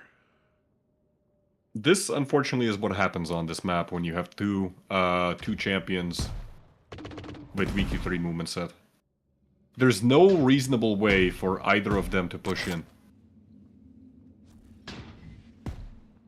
Maybe if like there was a Nyx in this matchup, it plays out differently. If there's a Sorlag, if there's an Anarchy, maybe this plays out differently. But this is just how the map plays. Voltage saying this is not Quake. I mean, there's a lot of very angry Bloodrun enjoyers right now. Effortless saying this is peak Quake. Effortless himself, no less. Haven't seen you around. Effortless, are you coming back because of the update as well? Or are we gonna see you in NAQCL again? And are you going to QuakeCon? Are you going to QuakeCon? That's just a plus back game? No, this is not even plus back. The movement keys, they're not even being touched at this point. They're moving their characters by sheer power of will. Oh, Celts. It might have a fight coming up. That's 2 rockets. Strong Sage loses all of his armor. Only 100 health left on Strong Sage. Celts, he still has armor. He has health. Huge amount of damage compared for The damage the damage literally doubled. 9 minutes in, Strong Sage, still no armor. Goes through the teleporter. Celts. I mean, I can't blame him for not applying more pressure because yeah, Keel, if he has grenades, he could be like doing ridiculous amounts of damage. Celts, he's the only one with the overstack right now, but takes an unlucky rocket there. 30 seconds. Are they... Okay, so here's the question. Are they gonna chicken out and they're either gonna push it to overtime? Or is one of them gonna commit and gonna try and get the last kill in like the 5 seconds to make sure that there is no chance of a refrag off spawn? That's the big question now. Yeah, I do think Strong Sage is the one who went more out of his way than Celts. There we go. And there we go. Lead taken. yeah. I think yeah. Exciting. I mean, this is undeniably, like, this is part of Quake, right? Yeah. Whether you like it or not, Strong Sage picking up 0 light armors because he was overstacked literally the entire game. This is Quake.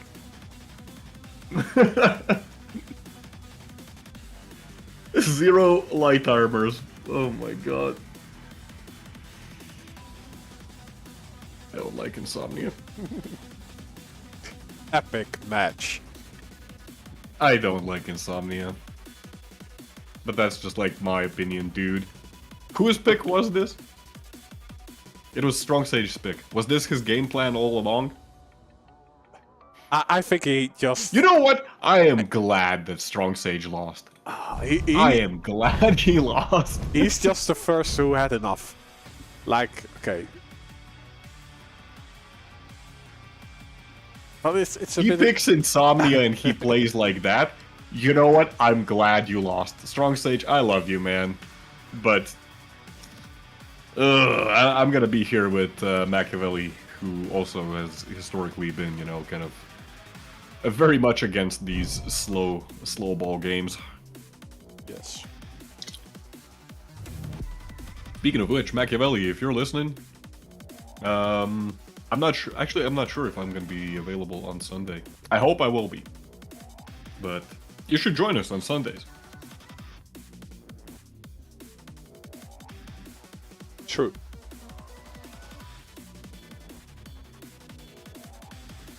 But yeah, I think the last push that Celts did there, that was really the correct situation to do there. If there was a push that was gonna happen, it had to happen in the last 5 seconds, so that there's zero chances of the opponent pushing off spawn. So, hey, that's the highlight of that match.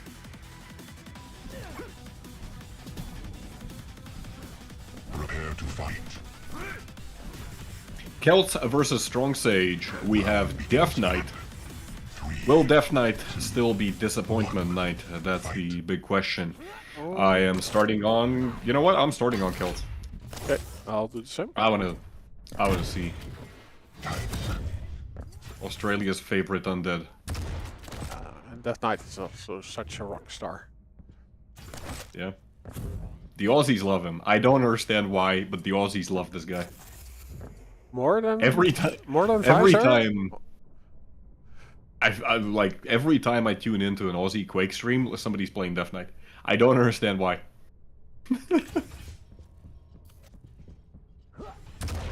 They like to be in the face of danger. Strong Sage taking a lot of damage from the Flame Strike there. Doesn't pop Inject. Actually, he does.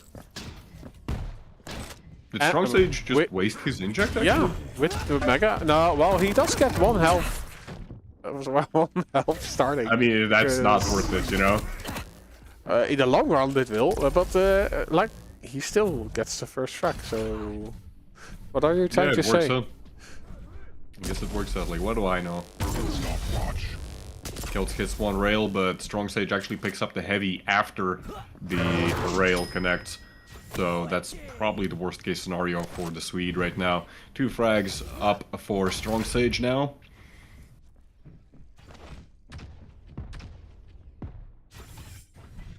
Really think that Celts, he needs to start getting frags pretty soon, because otherwise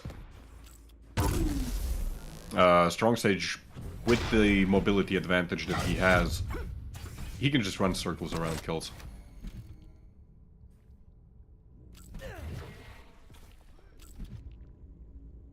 Stopwatch. Yeah, he also plays this very positional. This is just a good map to stand your ground. Yes, indeed. Celts definitely has to break through. And Celts setting up on the low ground, waiting for Strong Sage to do something. Ooh, nice trap there. Gets a little bit of damage in. That's gonna secure him the Mega. Strong Sage gives up, realizes that there's no point in making that push there. yeah, so he injects and goes immediately for all the time balls. Yeah, if he keeps doing that, by the end of the match he should have, like, what, 120 health? Well, not that much, but, you know. Close to it.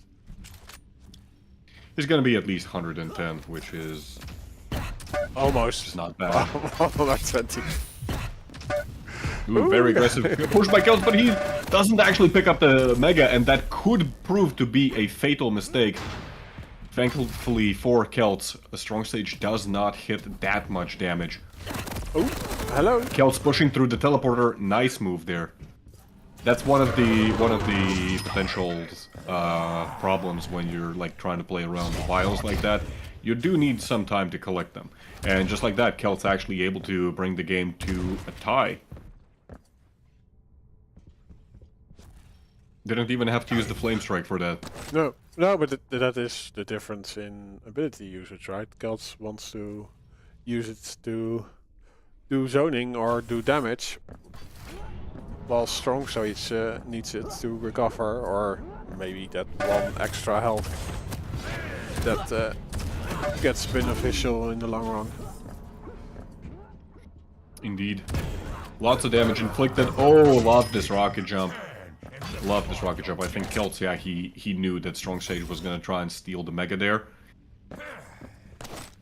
Kelt's also on tournament point, right? Yeah, best of 5, so that is 3 points is enough. My fate is to fight. This is not looking good for Strong Sage now. I mean, he still has 6 minutes to stabilize the situation, but the situation ain't stable. No, he needs to stabilize. He really does. But he's standing on a hoverboard, which is not stable at all.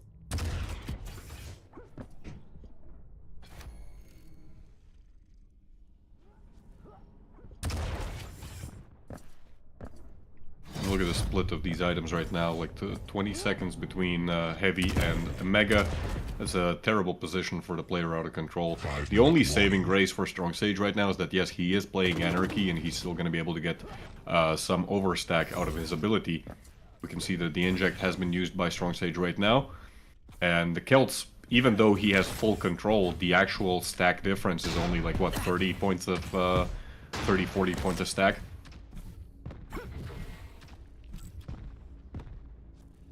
That's another heavy armor for this Swedish player. Ooh, comes through the teleporter, immediately takes some damage, but like the damage output by Kelts, Yeah. like this guy just does not care. Denies the upper light armor as well. Strong Sage doesn't even dare to go Oh to the, no, to Strong the Sage, time why? vault. Yeah, but like he doesn't even dare to go for the time vaults anymore. I think, yeah, he burned his hand once with Kelts going through the teleporter, and I think he's now scared to even go for them now. Strong Sage, like, he got really lucky that Kelts didn't have the LG out when he went for the jump pad. That would have been a disaster. Kelts. Still playing this very calm and collected, like you can see, like his game plan is all about keeping the rotation going, delays the heavy armor once again, and that... It doesn't...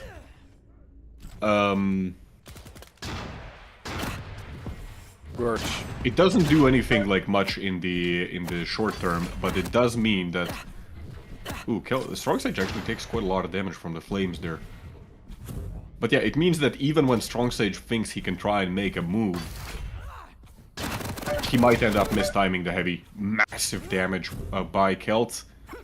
Again, some of that signature playstyle from him on Veil, where he tries and set up like as many traps as he can and just catch his opponent off guard with the LG. Speaking of traps, oh my dear lord, even hits that rail.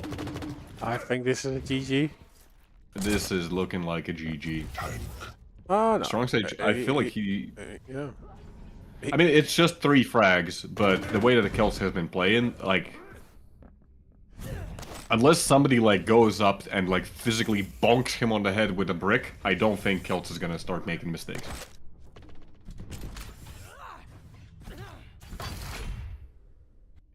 He doesn't. It's just too clinically played by Kelts right now. Yeah. Very clean performance. Like even like the engagement that Strong Sage got, where he had decent health, and then the fight didn't go his way. Like he escaped, but like even on the escape, he got bombarded by major damage. Yeah. It's Tough going for the American. Kilt sneaking in. Tough or rough? He is tough, but this is rough. Most certainly. Here comes the flame strike. It's not gonna hit actually, but it does delay him. Strong Sage trying to make a move here. I mean, he hits pretty good damage here, but once again, just like the defensive play from Kilt is so good right now. 30 health left. Shotgun? Shotgun? Strong Sage? Oh, okay. I mean, Kilt heard me. Strong Sage did not. Or I think he actually did pull out the shotgun, but I think he missed. No, he didn't. Did he have a shotgun? I mean, I don't know. He had a railgun. He shot something, right, and it missed, I'm pretty sure, but it was not the shotgun. No, because the scoreboard yeah, shows effortless no sphinx. He did not have the shotgun. So he had the railgun, which is a shotgun with 80 damage. Well, that's GG. That's actually GG. Kelt's just playing a defensive game so well here. Almost goes over the teleporter.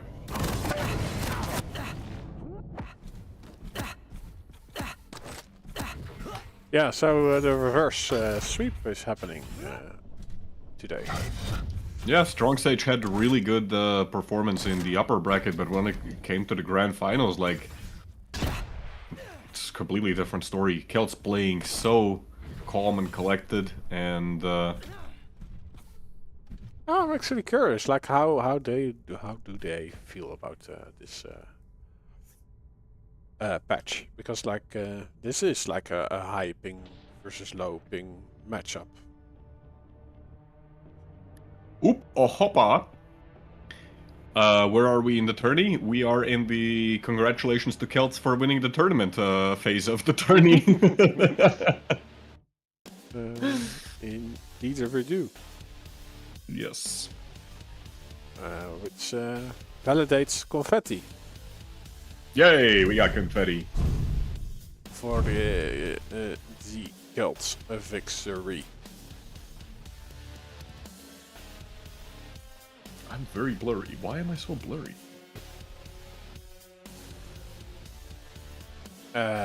Because you have it's a 1080p camera, right? But it has a plastic lens. Or is it not in focus? That's what I'm thinking. Like, is it in focus or is it not in focus? Am I sitting too far away from the camera? Is like, should I do something? I don't know. It's fine. Things are confusing. We are at the end of the stream. It's a good moment to fix it. Yes. Call tech support. Why? Yeah, that was a reverse sweep by Celts. Just really good execution there. Strong Sage, even though, like, in my opinion, he got maybe better picks. Celts just played really, really, really well. Some people might look at it and say that, like, oh, it's kind of boring, but I mean, it got the victory. It worked out. Yeah. Congratulations to Celts once again. I don't know. What else should we say? Thank you for being here, everyone. Thanks for the follows. Thanks for the biddies. Thanks for the donation. Also participation in chats from everyone on YouTube. It was fun all around. It was fun, indeed. There's more Quake this weekend. Tomorrow there is a Church of Quake Sacrifice tournament that will be mainly broadcasted on the Church of Quake channel. I'm playing, and you are also playing yourself in it. What? Right? Did you not sign up for? No, I'm not. I did not sign up because I'm unavailable tomorrow. Ah, okay. And, yeah, that's kind of unfortunate. I actually would have liked to play, but I had other plans. And yeah, who's on your team, by the way? Tech Zero, Wolf, and Hawklight. That's a lot of heavy hitters on your team. Yeah. That's For gonna be fun sure, to watch. but the other teams are also quite strong. I think yeah, like overall the teams Yeah. are like every team at least has like some really good really good players and might be fun. Might be fun. I don't know. I hope I can at least catch like some of the games, Yeah. but maybe not because I'll be out of town. Anyways, I do hope you have fun and Yeah, that wish is. you best of luck. Thank you. Yeah, that is at 6 o'clock tomorrow on Just Break. Maybe when I lose the first few matches, I'll also put a stream on Self-Tastic TV. But on Sunday, we'll have Quake Live 250 FPS. That starts on 1 o'clock Central European time. Yeah, the second match of the day on Sunday is Kilson versus Cypher, so that's pretty interesting, I would say. Yeah. But for now, yeah, thank you, Velshoe. What? Oh, it says Velshoe. What the fuck? What? I put Lead Hat in the overlay thingy. Hold up, Rob, hold up. Wait, Yeah. wait. I have the perfect copy pasta for this moment. Look, where is it? Where is it? Oh my god. Not Velshoe. Not Velshoe.